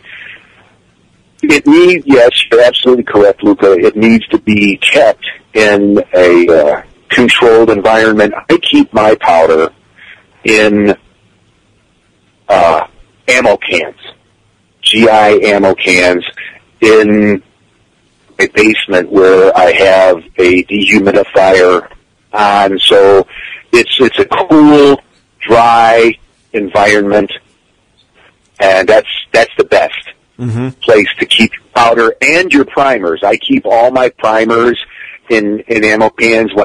If I buy some primers, I immediately put them in ammo cans to keep them, and then they're fine. Tim, can you share some places where, since you're an expert, I'm sure you've been shopping around a long time to find the best deals, and this is also the purpose of the show. I would like to give this opportunity to my listeners, where you get, for example, your primers, and where you get your powder, or where you get your brass, so maybe people can start to have some input and look around for deals. They start to stock up on these items.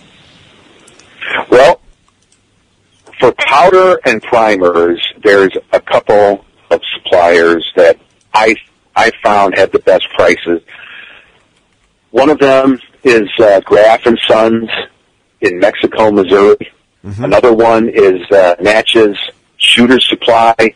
Another one is Widener's Reloading and Shooting Supply.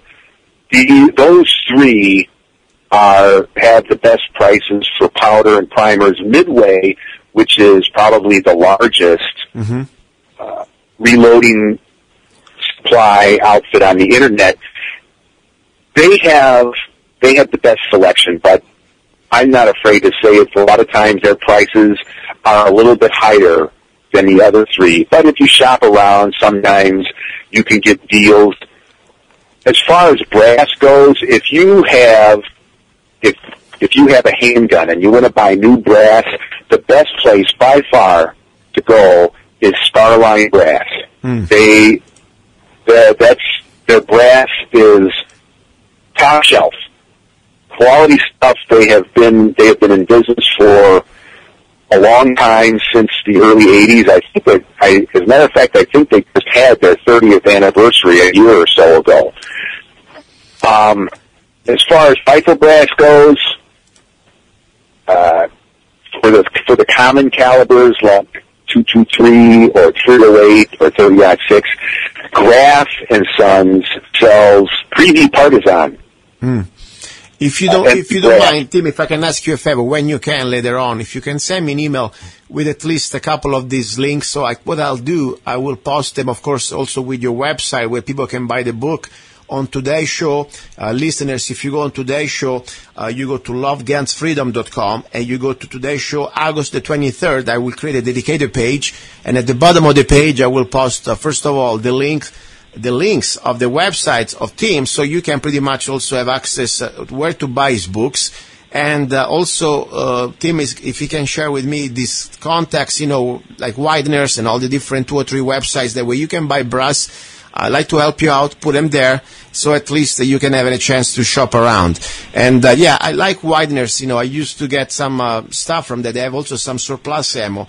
And talking about the prices, for example, I can buy still, let's say, a Federal ammo, ammunition, brand Federal, 7.62 by 51, the standard 149 grains. They are the XM ADCL, okay, for about $14, a box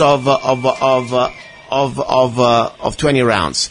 When you reload, what is your best price pretty much you can get when you already have the brass and you can just need to put the powder and the lead? What is the price? How much we can save? Just to give an idea to the listeners, not only the quality they can achieve, but also price-wise, how much they can save. Well, I just saw a price for 100, I believe they're 150 grain FMJ 30 caliber bullets for, I think it was $17 100 for Widener's, and that's going to be the bulk of your cost for reloading brass. I mean, the primer is probably going to cost you around 3 cents. So if you're buying bullets for $17 100, that's 17 cents a bullet. The price for a primer is about 3 cents or 3.5 cents a piece, and your powder is going to amount to about the same, 3 to 4 cents per charge. So you're looking at around 23 cents a round, and what does that equate to here? I'll get my calculator real quick. 0.23 times. That's $4.60 for 20, as opposed to, what did you say, $14? $14. So you're saving, so that's about 25%. Yeah. I mean, you say of the cost of ammo. Yes, and that's, of course, you have to consider that you put your time, and that's something that is priceless, but you got to do what you got to do. That's at least you saved in this way. I like also to give to the listeners always different type of opportunities. In case you are not into reload, I found this deal. I think it's a decent deal for this quality ammo on sgammo.com.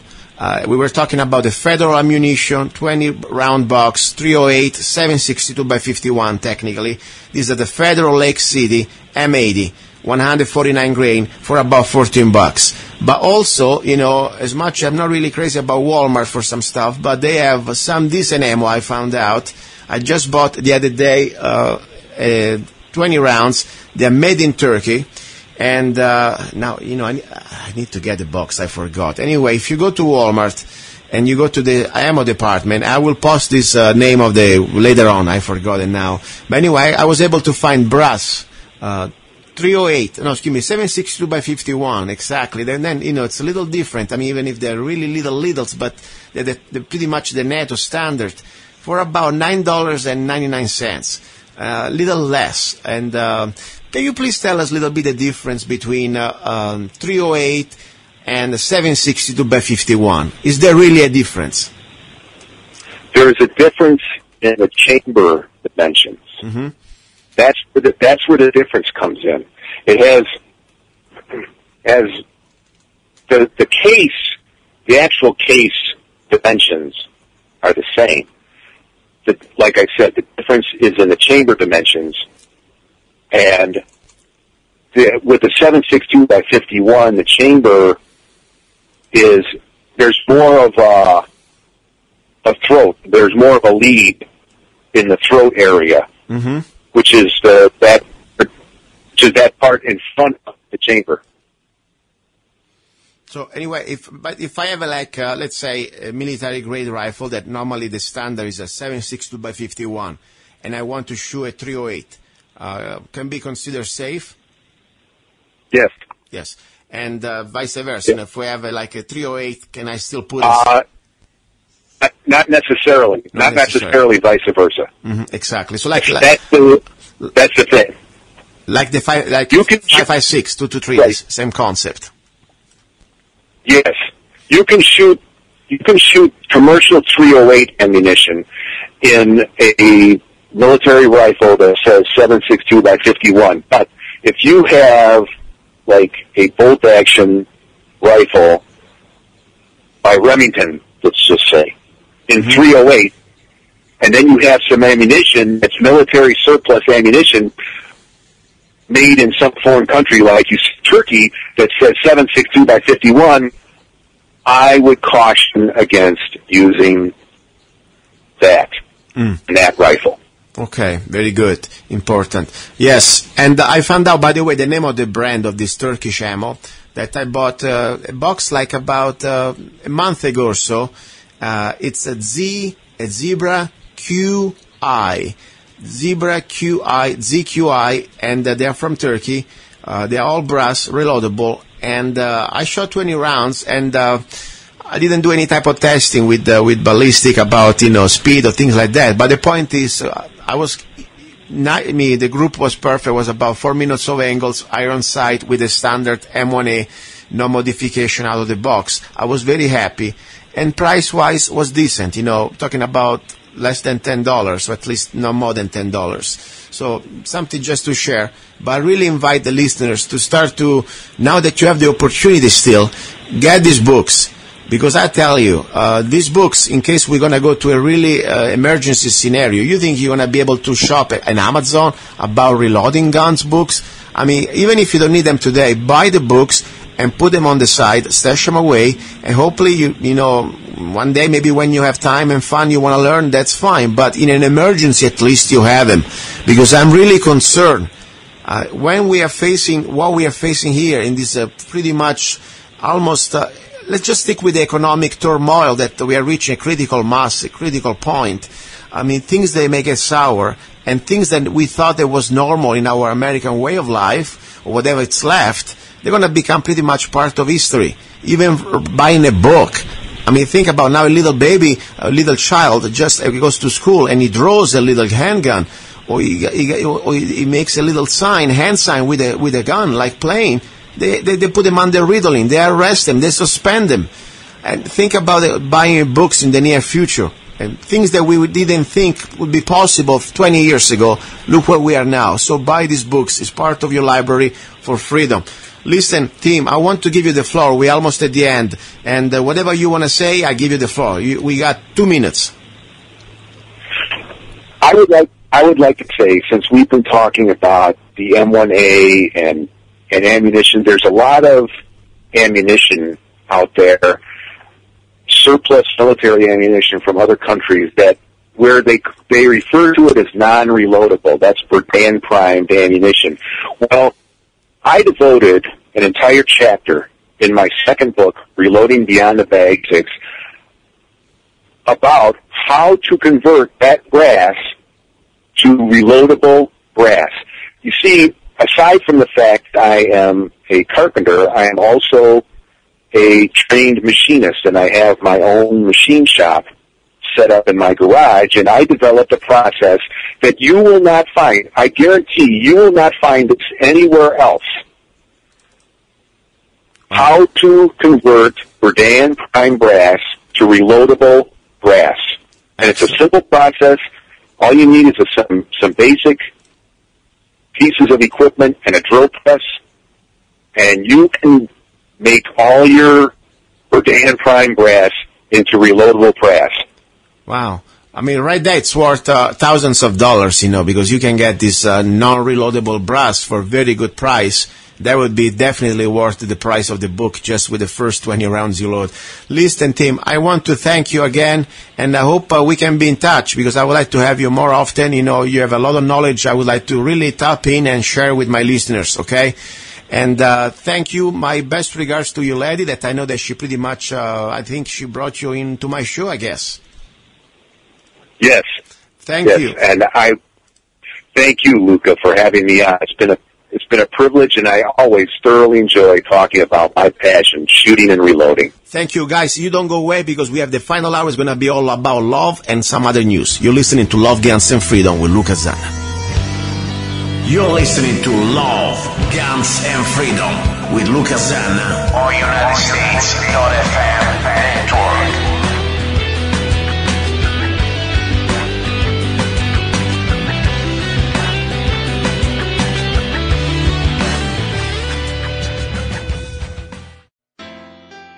Have you ever met someone on an online dating site and thought, wow, this guy is perfect for me, or she is simply amazing, only to find out they were hiding a deep, dark secret? They plan to vote for Hillary. FreedomLovers.us was created for singles who want to exchange ideas and a love for freedom. People who are looking for solutions to create and defend freedom in the real world, and at the same time getting that once-in-a-lifetime chance to find their true soulmate. Whether you are interested in meeting your soulmate, making new friends, networking, or hanging out with that like-minded liberty lover, visit FreedomLovers.us. It's the first free dating site and community. So patriots, don't waste your time with other dating sites. FreedomLovers.us is the place where like-minded singles really click. Guys, so you're listening to Love, Guns, and Freedom with Luca Zanna, final hour, the hour of love, or at least about love. In this hour, I like to touch about different things, we touched about last week about Kama Sutra, about domestic violence, about our humanity, okay? And I had a few weeks ago a very touching case, the love of a mom for its children, to pretty much try to give them the best food that she believes they should deserve. In this case, give them a real milk from goat. Hopefully I pronounce it right. Unfortunately, if you live in a city, especially a city like Visalia, California, that I found out, it doesn't take much, just Google it, is part of the ICLEI, I-C-L-E-I. Maybe you say, what is that? That's part of this international plan called Agenda 21. It's the local implementation. And I already talked about this many times. What does it mean? That pretty much the government, the global government, the United Nations, pretty much by agreement, of a voluntary agreement of different nations, in 1992, pretty much subscribed this treaty. It's like some sort of, not even a treaty, it's like pretty much a no-binary, it's a voluntary agreement to enforce this sort of global control on the resources. Let me be more specific. What does it mean? That then, voluntarily, all the different municipalities, like counties and, of course, cities, they can be part of it because they are pushed pretty much. They are bought out with the sort of, grants and different type of money that they try to bring them in. And they become part of the ICLEI. That pretty much is under the umbrella of Agenda 21. If you go to ICLEI website, you can Google it. I will post also today's show. You will see that now all the different cities, they are pretty much, you need to have a password to have access. Just a few years ago, they were public domain. But I found out, just through a little Google research, you put ICLEI, Visalia, California, that according to the research I did, that this is part of Agenda 21. Now, what is the drama? What is the love? The lady that I have here, the mom I have here, her name is Gingy, and she's fighting the city of Visalia to try to have the right to have in her own home 2 little miniature. I mean, they're so cute. Little goats. They pretty much can, in this way, she can afford to have milk for a little child. Otherwise, she could not afford $35 or more, or whatever it is, for a gallon, because the goat milk is very expensive. So now we have some updates. Let's see. Gingy, are you there? Yes, I am. Actually, can you hold on one moment? I want to talk in the door. Hold on. No problem. So anyway, all right, I am back. Sorry about that. Very good. Let's see. First of all, remember we had this our little interview a few weeks ago. How things are going in the city of Visalia. You were having a meeting. You were trying to talk and reach out. These city masters, called also city councilmen. Did they ever talk to you? Did they ever allow you to have change of ordinances to allow you to have that little, miniature goats in your home to have milk? What happened? Yeah, the last time we spoke, we were about a week away from going to the next city council meeting to talk to the city council members and the mayor. And when we showed up, they were voting on whether our city should legalize, chickens and food producing animals, and they voted 3-2 against us. And their reasoning was that, well, you guys are the only one who wants to have, the right to own food-producing animals on your property. Everyone else is against you. Trust us. The emails we've gotten, only 1% of you actually want this. So we actually pulled the Freedom of Information Act on their emails. Wow. And it revealed that it was about roughly the average was 83% of people who emailed in said that they want my goats returned. They want the right to own chickens, the right to own miniature goats for milk or for cheese. So when we discovered that, we decided to initiate basically a ballot initiative so that we could circulate a petition. If we get enough signatures, it'll go on next year's ballot, and that way the matter can be put to the people and basically taken out of these corrupt hands, out of these uncaring hands, and that aren't, these elected officials aren't interested in representing their constituency. They're not interested in representing the people. They're only interested in, voting their own values or voting the values of, whoever has their ear, You know what, Gingy, before we go ahead, you know what I find disturbing here, Even if it was true that, let's say, 90% of the population there, they don't like goats, okay? This is exactly why democracy is such a bad word, okay? Because democracy means that the mob, the majority of people, can sit down and can decide if they can steal your rights just because they have the number. That's why we're never supposed to be a democracy. We're supposed to be a constitutional republic. And the bottom line is, if you do not endanger, if you do not infringe on somebody else's rights, I don't care if 99.999% of the population of Visalia do not like my goats. The goats are on my property. They don't do any damage to others. I couldn't care less. But the point on top, you prove that these are just complete liars. And they have an agenda, you know that. I mean, why do you think they're so obsessed beside their egos and they're pretty much, myth of, they have this sort of, I think they think they're like little gods. I mean, seriously, to act like this for no reason, why do you think they're doing this to you? Yeah, it's really, really fascinating to see the way, with what venom they are opposed to allowing miniature goats. There are many cities, major cities, that have allowed miniature goats. Everyone from New York, Chicago, Seattle, Portland, Denver, San Diego. We can look at these models and see that they cause no problems, that owning food producing animals only helps benefit, especially people in low income situations or someone in my unique situation where I can't produce breast milk. Yeah. So I need the goat milk for my babies. But so when you look and see how harmless it is, these goats can abide by all pre-existing noise, trespass, health ordinances. They are no problem. They're quieter, cleaner, smaller than most dogs. It just boggles my brain to see how angry and how much, the city council and some of the leaders in the city of Visalia have actually gone from attacking the issue of goats. Mm-hmm. And now that we're getting signatures and now that it looks like it's going to be on the ballot, now they're taking to personally attacking me.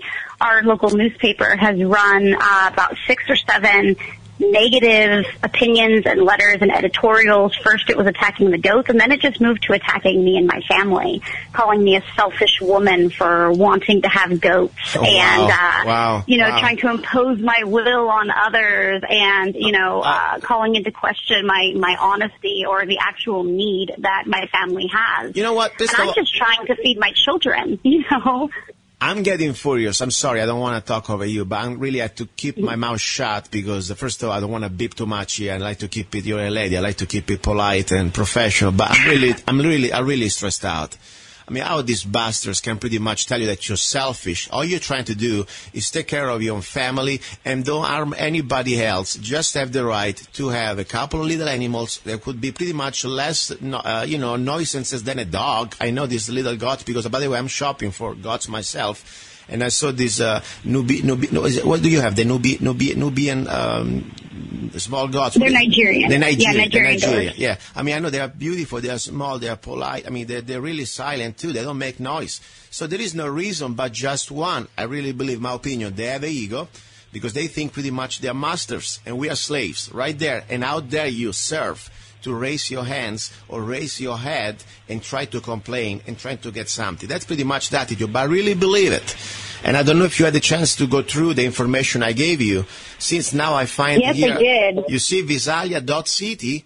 I will post a link of Visalia.city government. There is the official, pretty much from the city of Visalia website, or at least Visalia.city website. There is a page that pretty much admits that Visalia is part of the ICLEI, I-C-L-E-I, and people can go to iclei.org and to find out exactly this is the local implementation of Agenda 21. And you know very well what means Agenda 21. Slaves have no control of their resources. And even to have a little goat with a little production of milk in your own house, that's something that slaves cannot do. And I believe these people, they are completely guilty. They know what they're doing. They are following the directives. What do you think? I mean, this is so... Well, it's interesting, too, because it's not just they're attacking me in the paper. They've actually been harassing our volunteers who have been going... And the community has really come together. We have dozens and dozens of people have been contacting me, asking, how can I help? What can I do? So we've got a lot of people circulating petitions. And we've only really been circulating the petition about 2-3 weeks now. And in that time... the elections office, or someone who works in the elections office, was videotaping us, circulating petitions. Wow. On another occasion, we had some of the miniature goats out at a community college, and we had permission to be there. And, someone came by asking, someone had called on us asking, oh, do you have a live animal permit? And, I mean, we're getting a lot of harassment. We're being targeted. Yeah, but you know why? That means they say when you are, hitting the target, you're going to start to get flanks, okay? It means you are doing something, they're freaking out. First of all, you're setting the example, okay? If a regular person, a mom, already overwhelmed with life, I know you're very busy, you got kids, you got to work, I mean, stuff like that. You find the energy, the commitment to pretty much rise up, stand up, and show him, I have rights. And I'm going to stand up for my rights. You're going to send a very bad message, and I've been sarcastic, bad for them, of course, these scumbags, to the rest of the community that say, look how many are we. If one person like you with few friends can create all this shockwave and start to really pretty much, almost break their phony world of security, because all you need, 10% of the population, they start to get serious. It's just few of them. And all I have to do, you guys, start to get numbers and signature. You can also start a recall. You should also start to think about people that maybe they are retired in the community. They can start to run for city council and kick out of these offices, these bastards, and they'll freak out. So that's why I really think they're freaking out. That's why they see that you're doing something that probably people wouldn't bother to do. And for them, it's very bad. And more important now for the ICLEI and for this Agenda 21 is a bad example, because all we have to do now to find for help, we have to look ourselves in the mirror at night. We are the answer. So I really applaud you. And I want to say something. First of all, continue, say whatever you want to say, and then I want to say something I would like to do. Go ahead. I'll give you the floor. All right. Yeah, the big thing that I think is they are, the leaders here in our city, our elected officials, I think they're shocked at what's happening, because I don't think they've ever really been challenged before. And I personally have been shocked myself in that when I initially started trying to fight back, when they had said no at the city council meeting, so many citizens, liberty lovers, were just crushed and said, well, that's that. There's nothing more we can do. And they just kind of wrung their hands and said, well, almost like, like daddy has spoken, like, oh, our parents say we can't have miniature goats. We can't have our rights back. We can't have our freedoms restored. Oh, well, there's nothing we can do. And when I was trying to kind of rally people to, pursue the route of a ballot initiative and, fight back and say, no, this is wrong. And we've got right on our side. We've got the majority on our side. This is not the end. I was really surprised to see how many people, it hadn't even crossed their mind that it was a possibility to confront the corruption or to try to, take it a step further and say, no, this is not going to happen. And so I'm really shocked at how many people have really been almost brainwashed into thinking that the government, like that we live in a dictatorship, or, you know what I mean? No, we live in a constitutional republic. We have rights and we have recourse to restore those rights. And if we don't do it, who will? Exactly. It's up to us, we the people, to take these rights back. It's all our fault. If we let it happen, it's because we let it happen. I think it was Thomas Jefferson said, you're going to get all the tyranny that you let it pretty much happen. All the tyranny that you deserve. Something like that, paraphrase it. The point is, the moment that we take awareness that pretty much is we the people, and these few elected public servants, they like to call themselves officials. Officials what? You stay there because you're supposed to serve me. Period. This is not a private business. Exactly. Okay? We realize that we have that power to even just to stand up and start to, let's say, for example, you said there are 3 against 2. 3 voted against and 2 were in favor. Just now, all the energy also, besides, of course, getting the signature to try to do this amendment. But the point, think about if you can get a team choosing one candidate that would be viable, and you could just put in that person in that city council, you could completely flip the situation, the majority of many issues. That can be done. This is not like sending, some a few hundred congressmen in Washington that they get lost a few minutes later. They completely forget what you're supposed to do. They're supposed to do. You're talking about local people that you can meet every day. They can still have accountability. They could be family or friends. You can still do that. That's what I want to say to everybody out there. If you really want to start to change things, don't worry about Washington. That's way too lost for now. Start to do what Gingy is doing here in the city of Visalia. Start to take accountability and start to take action in your city. Run also for office. It's doable. You don't need to be a millionaire to run for city council. I mean, many people could do it. So I think you are really on the right track. And now, when is the next election cycle there in the city of Visalia? Well, we just switched to district elections because our city currently has been under a lawsuit for being in violation of the California Voting Rights Act. A lot of our city council members have been on the city council for going on 2 decades. Wow. So there's the same people, we call it the good old boys club. It's the same people who have been holding the same seats for a very long time. So our city recently just went to district elections instead of a citywide election. So we're not having elections this November. They kind of got a freebie and it's skipping a election. So the next one is going to be next year. Okay, next November. I pray that somebody, some good soul out there in the city of Visalia, somebody that has the time, maybe has a couple of, friends to help him out, and has some good message, more important, good platform, embracing these issues about, freedom, about self-responsibility, about small government, about stopping the corruption, and more important, getting out of the Agenda 21 mafia, eco-fascism. I hope somebody can become the new city councilman. Maybe next year we're going to have a great news from the city of Visalia. I'm realizing more and more that if we want to make change, we really do have to start on the grassroots level, and it really does make a difference. My whole town is shook up over this issue, and I'm just amazed at how many people who previously felt powerless are now starting to realize that their voice does matter and they can make a difference. And I'm not going to lie, I'm actually considering running for city council next election cycle. I'm trying to take things one step at a time and focus on the job that we have to do in the moment. But I'm just getting so tired and so fed up of wishing that someone would do something and someone would, protect my rights. And it's, the sad fact is that the best someone is you. the best someone to take care of your family and protect your freedoms is, the person you're looking at in the mirror.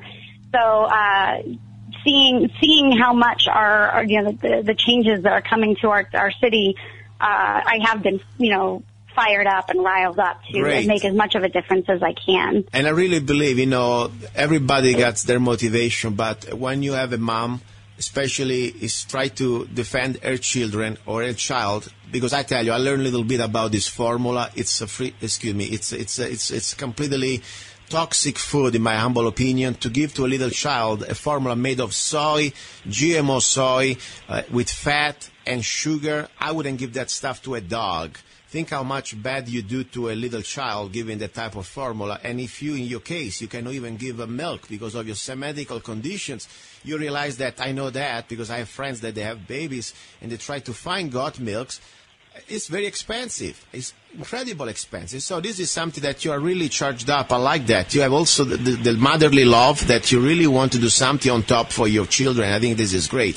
But more important, I say, guys, out there, if you're listening to the show, and maybe you don't have children, and maybe you don't like goat milk, this is not about goat milk. This is not even about your children or Gingy's children. It's about freedom. It's about now that we have this sort of a wannabe lords that pretty much what they think they are. They pretty much can dictate every aspect of your life, especially when you do not infringe on somebody else's rights. They can tell you what you can eat or drink in your own home. Think about it. What is the difference from now, from the time of the Middle Ages, when you have the little local overlord pretty much, doing the same, and on top, I'm amazed that they don't go for the first night right, like they used to do. You ever seen the movie Braveheart, Right. Yeah, this is pretty much their attitude. It's time for revolution, and I really mean it. And let's start to use the revolution with the First Amendment. Let's start to use the revolution with the tools that we have, as you said, of our constitutional republic. We don't need to fight it, but at the same time, we need to start to be active. That's what I say. I want to say something. I would like to give the phone number again, because I want to make a phone call after this. I like to make phone calls lately. Of the city of Visalia, there is a different phone numbers, building and fence permits, permit here, code enforcement, weed control. Think about it. It's all a control and enforcement. But let's talk about the city council. Guys, write it down. I don't care where you live. This is still America in my book, and we still have freedom of speech. Use whatever language you want, but don't be unlawful. Don't threaten anybody, but you can still talk. And even if you don't live in the city of Visalia, you can tell them what you think about this city council, at least their decision. Phone number, City of Visalia City Council, 559-713-4512. 559-713-4512. And, express yourself. Tell them what you think about their decision pretty much to be Nazis and to be completely control freaks and to infringe on this woman and family's right to make their own milk at their own house. Listen, I want to really thank you and applaud you, to you and your husband and your family, for what you're doing. And you have a website where people can reach you, or any way people can reach you?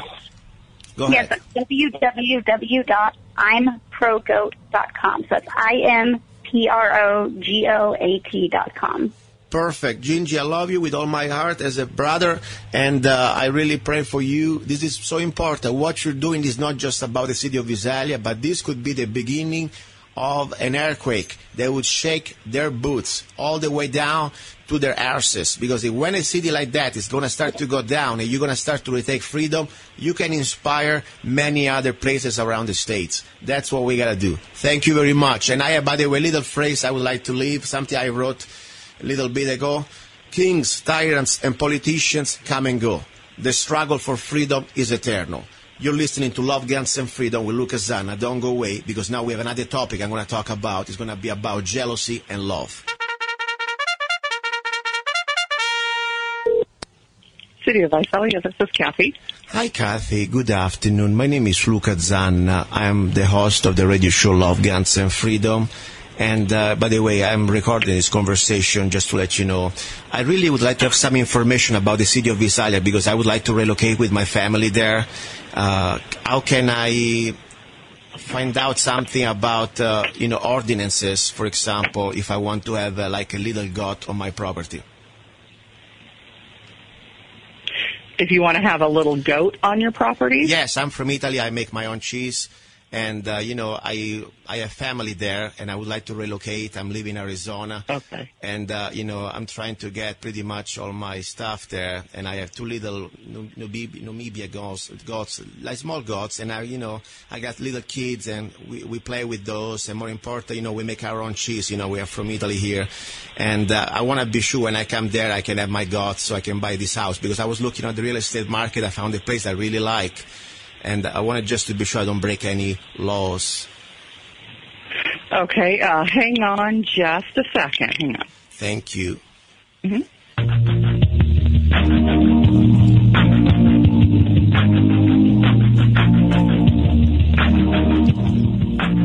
Fancy music. Wow. I want my gods. I'm not your slave. You can kiss my arse. You can go to hell. Okay, thank you for holding. Yes. Josh McDonnell and our Community Development Department will be able to answer all of your questions regarding our ordinances related to animals. Thank you. Thank you. Thank you. Very grateful. Thank you. Oh, you're welcome. I can transfer you, but let me also give you his number in case you need to call back. Yes, please go ahead. Okay, it's 559. Mm-hmm. 713 4364. 4364. Thank you very much. Yes, and you're welcome, and I'll transfer you. I can't wait to move there. I love it. Thank you. Okay, you're welcome. City of Visalia. You can kiss my ass. Hello.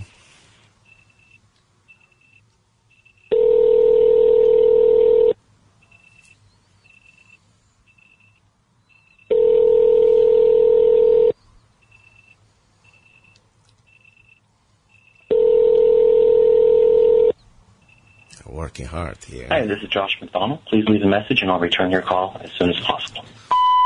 Hello, hi, Mr. Josh. My name is Luca Zanna. I am from Arizona, but I have family in the city of Visalia. I'm from Italy. I'm a fresh immigrant, and I have some opportunity. I was looking for a house that I found there, beautiful property in the city of Visalia, and I wanted to relocate with my family. I have an extended family. I got 3 wives, and would like to come there and move everything there. I want just to be sure I can bring my goats from Arizona because I would like to do milk for my 20 kids. So if you can give me a call back, I appreciate it. I really would like some support so I can pretty much make my right decision to come to the city of Visalia. I can give you my cell phone. If you don't mind, call me back. Otherwise, I'll try to call you back in a little bit. Thank you very much. I really like to move there. I feel so free there. Thank you, sir. Thank you.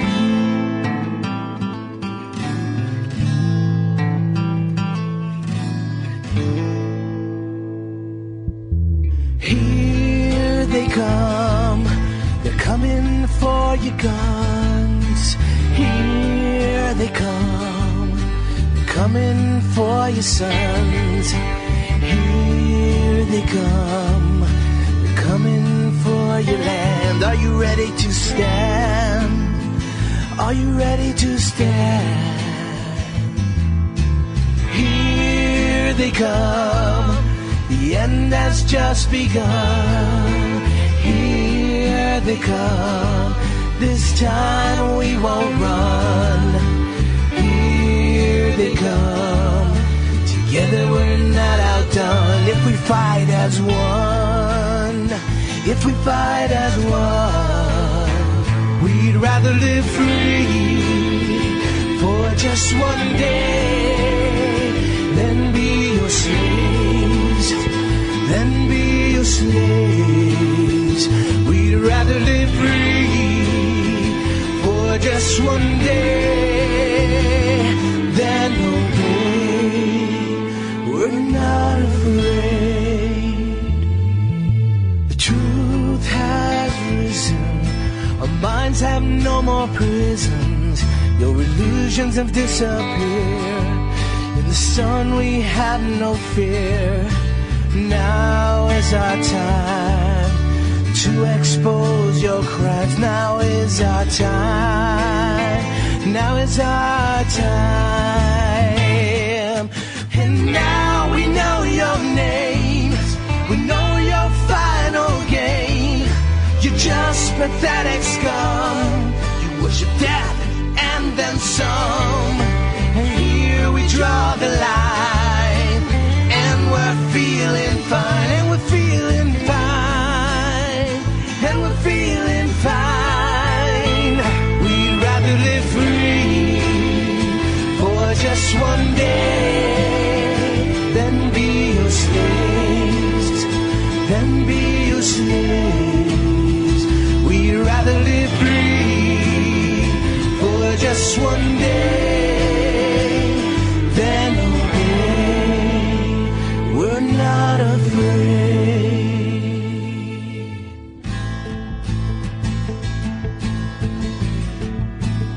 We are not afraid of you.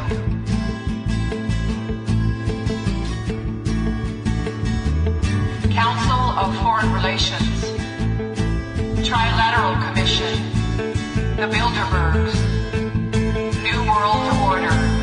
We are not afraid of you.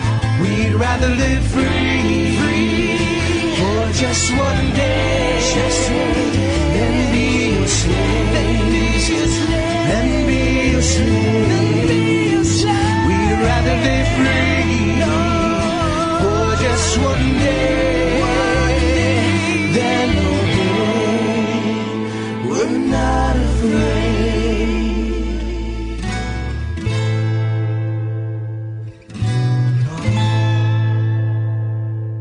Here they come.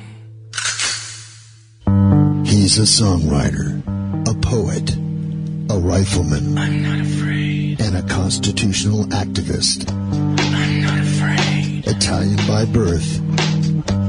I'm not afraid. American by choice.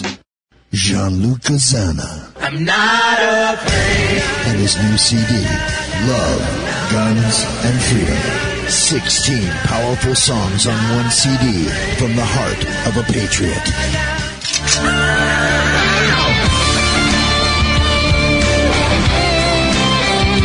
For download or to order the CD, go to www.lovegunsfreedom.com.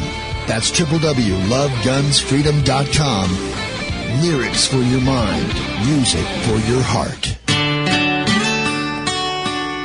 Gianluca Zanna's new CD, Love, Guns, and Freedom. Here we go, guys. The final part of the final hour. You're listening to Love, Guns, and Freedom with Luca Zanna on KTOX 1340 AM and on United States FM network. Now, this is the hour about love. I'm trying to try. I don't want to use the word having fun, but I try to laugh at tyranny. We're talking about very serious topics. I really believe that the topic of the right of a man or a woman, in this case a mother, to choose the food, like in this case the goat milk, and to raise a little goat on their own property, without disturbing anybody else, is such a vital right. Especially when we understand that is behind the conspiracy, that is not a conspiracy at all, it's an agenda. It's called Agenda 21, and of course, pretty much now it's coming all the way up from the United Nations, the federal government, and implemented at the state and local level through ICLEI. Now, said enough. This is the hour about love. I would like to talk today about a couple of things. First of all, let's not forget freedomlovers.us. By the way, I went there, and I see a lot of great new singles. And also not singles. I mean, there are also people that they are pretty much, they're just looking for networking and trying to look for friendship and also to try to do business. So I really invite you guys to go to freedomlovers.us. It's the first pretty much dating site, but also it is more than just for dating. It's also a networking site for freedom-loving singles. And even if you're not single, you're welcome to go, because you are also welcome as a person, as an individual looking for friends and networking. This is the time to find each other. I remind you that it's really free. We don't even ask you for a credit card. 100% free. But, this is not exactly all coming from like the government. Not it's really free. Somebody pays. In this case, it's myself, Luca Zanna. with this radio show, I wanted to promote this concept, this idea to create a community where we can find each other. So I really help you. I really hope that you can help me out to support this project, supporting my music and my work. I just don't do just music, but also do paintings, prints. Now I have, for example, a beautiful new line of Confederate gifts at confederate.gifts.us, or go to my website, zannaart, ZANNAART.com. All you have to do is just buy any of my songs for 99 cents. You really help this show, and also you help this project, freedomlovers.us. Now, said enough. By the way, there are a lot of great people there, seriously. I'm looking, of course, don't forget also the Nigerians everywhere. You can find these people infiltrating everywhere. As much as we're trying to ban them, they always come back. But doesn't matter, that's okay. Just be smart, use your brain. Now, let's talk a little bit about this hour about love. First of all, a little recipe. I had a friend of mine on Facebook ask me, how do I cook eggplants? Very basic, very simple. There are different ways, but there is pretty much the basic way normally I like to do. It reminds me a lot of the flavor of my grandmother's kitchen, when I was in Italy. So, for the eggplants, first of all, try to find the best eggplants you can find. It doesn't mean they need to be the biggest. And stay away from GMO. Don't get hybrids. Get organic eggplants, please. They're worth the extra few cents you spent, So without pesticides and without all this GMO stuff. So let's say you get a couple big eggplants, at least medium-sized eggplants. What you do, you wash them and you cut them. Depends on which way you want to cook them, There are different ways to cut them. Let's say you want to do something like in small little cubes. They're really good, small little cubes. What do? You want to pour them with salt, Try to get big salt if you can and put them on top, not too much, like a couple of spoons. Put some salt and put them in a drainer, Because you will see that the salt for about 30 minutes, it will pretty much remove the water that is bitter into the eggplants. It's a little secret, very simple. So don't rush, get about 30 minutes, cover these eggplants, they're already chopped with salt in a drainer and let them pretty much remove all these fluids, all this water. Then you want to wash them very carefully, remove all the salt. At that point, you get like a pan, I don't want to sound like I'm trying to preach you what pan you should use, but if you like to cook, get the stainless steel inox, pans, They last you a lifetime, and they're the best also for your health. So get a good pan, get a couple of the tablespoon of extra virgin olive oil, and get at least 3 medium-sized garlic cloves. Chop them in two so they get more flavor, So you let this over low-medium temperature. You don't want to burn the garlic, but you want to start to pretty much, make them spread the flavor, in the oil. And you pour, of course, the eggplants that you already chopped. At that point, you cover them up. You will see that probably you need to add a little bit of water, And remember, every detail counts.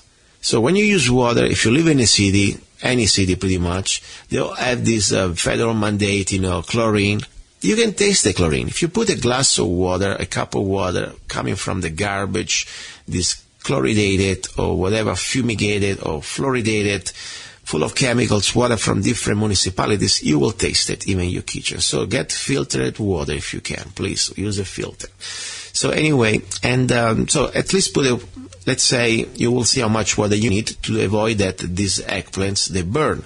So you put them over medium heat, and you put at least half cup of water, and then you cover it up, cover them up with a little lid.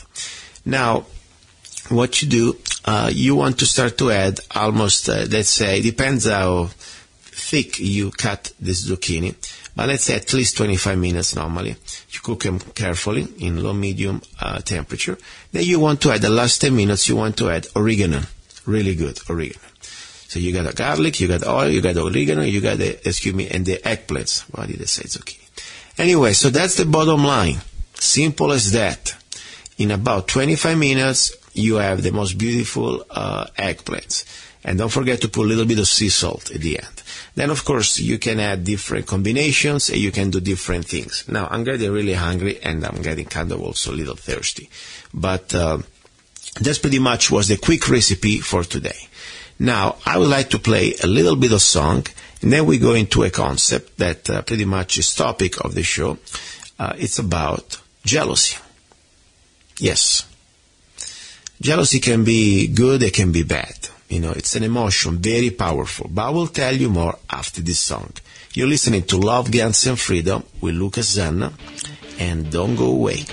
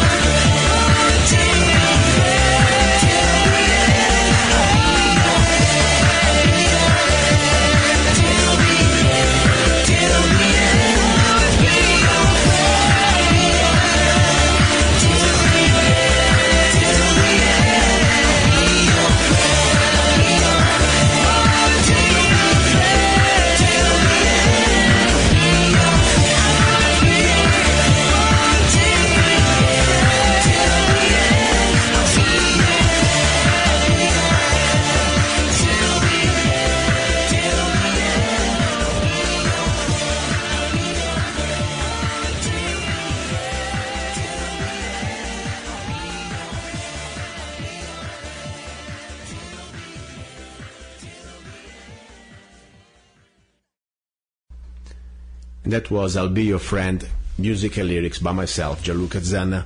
And I remind you, you can get any of my songs on zanna.us, www.zanna.us. Now, this is pretty much the final part of the hour number 3. Today I'm exhausted, I must tell you. I don't know if you can feel it. Normally, I'm pretty good, considering what I go through during the week. I work about probably 12 hours a day at least. And I do different things and take care of different things. And I enjoy doing this show. But I must tell you, sometimes especially at the end of the week. It gets kind of tiring, and the weather a little bit, but I'm doing pretty good. I don't know, I'm not exactly anymore a child or a kid, and I can pretty much work 100 degrees, for 10 hours non-stop, and still functioning and still doing a little bit of jogging and activities. Anyway, all I can say, let's try to keep our body in shape, or at least healthy. Not because we're going to live forever, no. But meanwhile, we are on this planet. There is so much we can do, so many things we would like to do. It's after all, we've been given a limited time. Think about it. And I would like to use, sometimes almost 8 to sleep, as much as I love it, because I feel I'm pretty much, depriving myself of important time, because I could use that time doing things I would like to do before I die. I know, some kind of crazy, but anyway, let's go back to the topic of the final part of today's show, Love, Guns, and Freedom. As I said, this is the hour about love. We had a conversation before with this mother from Visalia, California, to talk a little bit about what's going on, not just in California, but it's everywhere. This implementation of Agenda 21, this feudalism, this completely way of serfdom, like they used to be during the Middle Ages, not really changed, but it's time to take it back. It's time to fight back, to stand back. And I think the motherly love is one of the most powerful loves and powers out there. So hopefully we can all get inspired by, Gingy Freeman. And we can all do what we have to do in our communities. Now, this final part is a little bit about something that I would like to touch, at least start to have this conversation. It's about jealousy. It's a very important and strong, let's say, human emotion. How do you really cope with jealousy? I think we're all jealous somehow, somewhere. If you're a human, you have that type of emotion. Maybe you may have less or more. But the point is, how can we control it? Is it something that we can use in a healthy way? People say, what it really has to do with freedom, and what it has to do really with guns? Yeah, first of all, you forgot, maybe, guys, this is also about love. But it's all connected, as I said, If we do not understand, or if we forget, let's put it this way, if we forget our humanity, that we are human beings, and we are not perfect. That's part of our human condition. We forget the most important part. All the rest, it's irrelevant. We can talk about guns and freedom all you want, but at the end of the day, we must regain consciousness of our humanity, regain consciousness of love for life, love for our friends, love for our family, love for your special person. And this is probably a little bit just, touching the surface of our emotion. Maybe it's a different type of show, I don't know. It's something that I don't know other people does in this format, mixing freedom and activism with legislation and New World Order, then with guns, and then we go to these topics like that. I don't know. This is me. But the point is, I believe that jealousy can be used in a powerful way, in a positive way, if you show to the other person that you care. But there is a point that they become destructive. Jealousy can be very destructive, And I would like to ask you, the listener, what do you think? Can you, first of all, how do you feel about jealousy? Are you a jealous person? If you find that special person out there, how much jealousy you think it's healthy, and how much would be too much? And also, more important, something that is connected to jealousy. Let's say you pretty much, you had a very important story, love story with somebody, and after it's over, could you still be friends with that person, or let jealousy interfere with your friendship? Something to consider, and I'd like to know your feedback, and I would like, to ask you pretty much if there is something that you would like to share with us. And go to www.lovegansfreedom.com, and you can send me an email. And if you want to be on the show just for a phone call, let me know. I will call you, and I would like to ask you that. My humble opinion, I'm not a cold person. I believe that, I am reasonably jealous. More important, not even jealous. I like to talk straight, I think honesty is very important. If you're the special person, you should at least demand that type of behavior. You can go out and talk to friends and talk to people. If I trust you, I should have no jealousy. The point is, if you want to do something, behind my back, there is no way I can stop it. You're going to do it. At that point, you do it, and we move on. So that's my attitude. And I realized with the years, probably when I was younger, I used to be a little more jealous, I must admit it. With the years, now I am at the point that, especially if we already had like a past story, I'm happy for you, and if you really love somebody, you should be happy that that person is happy. That's all I can say, Of course, at the same time, you realize maybe there are some things that they could come back from the past, and you realize, things that would have worked out differently and whatever. But the point is, I don't think jealousy is something that we should abuse, because it can be very dangerous, can be very destructive. So, on top, life is too short. Jealousy, just let it go. Just let it go and be happy. Try to find your own dimension. And I really believe when we put all in perspective, that we are here on this planet for a limited time. Could be 1 year, could be 1 day, could be 1 hour, could be 100 years, but it's still limited. It's a very short time compared to eternity. Think about it. Jealousy is very stupid. After all, it is really irrelevant. But we are humans, and we are made of emotions. So, all I can say, this was my little input about jealousy. I would like to hear from you guys. Also, I would like to remind you, this show is supported by my activism, also by your help. And there are different ways you can help. All right, you already know my music, Zana.us. There's another way also you can help if you want to. I really tried for more than 1 year now, this product called ProTandem, that I really believe is increasing so much the opportunity for me as a man, as a human being, to have the best out of my body, to perform like almost I was in my 20s. And there's something I would like to invite you to try it out. I have a lot of friends that they tried out. And by the way, ProTandem is not just some vitamins. It is not just some sort of, antioxidant. No, it's an activator. The only activator that works at cellular level, pretty much, that reduces your oxidative stress by at least 40% in just 2 weeks. And this is the only company out there publicly traded on NASDAQ, LifeVantage, that has more than 7 patents, and this product is being tested by several universities around the world. And what it does, it is not some sort of a medicine or medication, so there is no FDA approved, thankfully, but it's a product that pretty much works at your cellular level to reduce and to slow down your aging. All I can tell you guys, I've been taking this for 10 months. If you see my average day, I'm 47, and at night at 8 o'clock, after I work probably for more than 10 hours at 100 degrees here in Arizona, I still have the energy to go jog for a mile, and I do my mile in a pretty good, decent time, consider that I'm not a professional. I can do my mile. If you go to YouTube, you can do Gianluca Zanna jogging. You can see I do normally a mile in 7 minutes and 30 or 40 seconds with boots and loaded gun. Okay, and this is normally during the day with no any type of warm-up.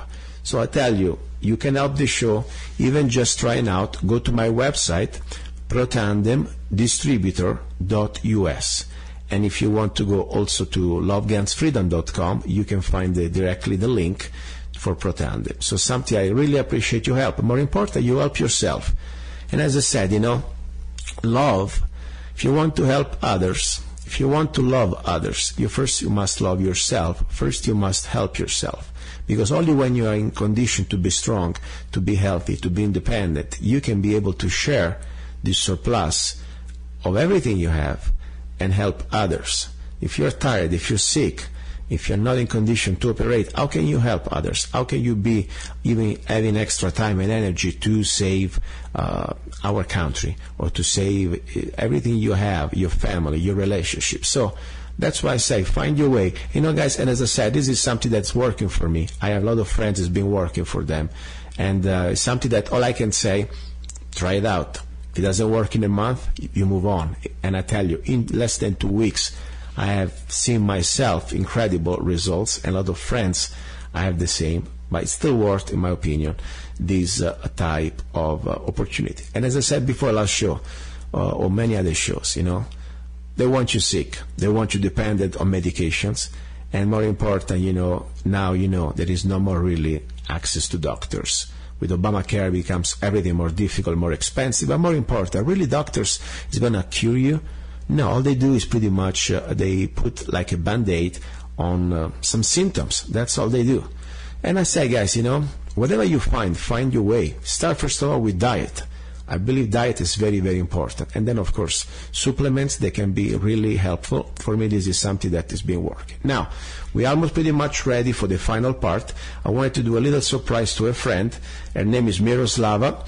Miroslava, that she's been pretty much on my show, the little Amazonian from Panama City, Florida. She has a book coming. She's a great lady. She's a shooter. She's a patriot. Here we go. I'm going to call her right now.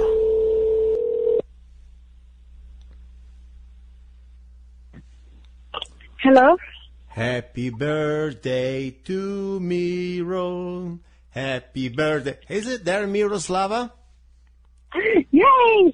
Happy birthday. Buon compleanno. How do you say in Spanish? Happy, how do you say? Feliz, what? Feliz cumpleaños. There we go. I learned a new word. So, happy birthday. How's it going there?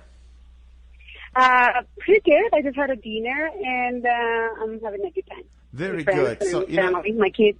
I want to just let you know, this is something that normally I don't do, but I thought it would be a nice idea for my guest that I had on the past. I thought it would be nice if they let me know their birthday, and I will call them on the air, and I will wish them happy birthday. So right now you're on the air on Love, Guns, and Freedom. And what did you have for dinner? Can you tell us? Yes, I had a filet mignon and baked potatoes. Wow, that sounds great. And It was good. It was good. But I didn't eat it all, of course not. Any special cake? I'm not a sweet type of person, so my daughter ate it. Very good. Me too. I don't like sweets very much. But guess what? I have a little surprise, since not only my happy birthdays without music is kind of sucks, so I will do a little song for you. It's called Ciumachella di Trastevere. That means a little girl from Trastevere is a little part of Rome, close to the Tiber, and it's kind of an ancient area, and it's a romantic serenade, and there is also a little bit of a different ending translated in English. Thank you, Luca. Appreciate it. Okay. So anything you want to let us know? I know you got the book pretty much almost ready to go, your bio. I forgot, what is the name of the book? There is a specific name that we... It's Miroslava, the Little Amazonian. Perfect. So it's just that. And that will be available also on Amazon, probably, what do you think, October? The first week, we're shooting for the first week of October. Perfect. So that's great. Lisa, I don't want to disturb you, but guess what? I'm going to hang up now, and you're going to listen later to the song of Ciumachella di Trastevere with a special dedication to you. Thank you. Okay, bye-bye. Okay. Ciao, ciao. Bye-bye. Bye-bye.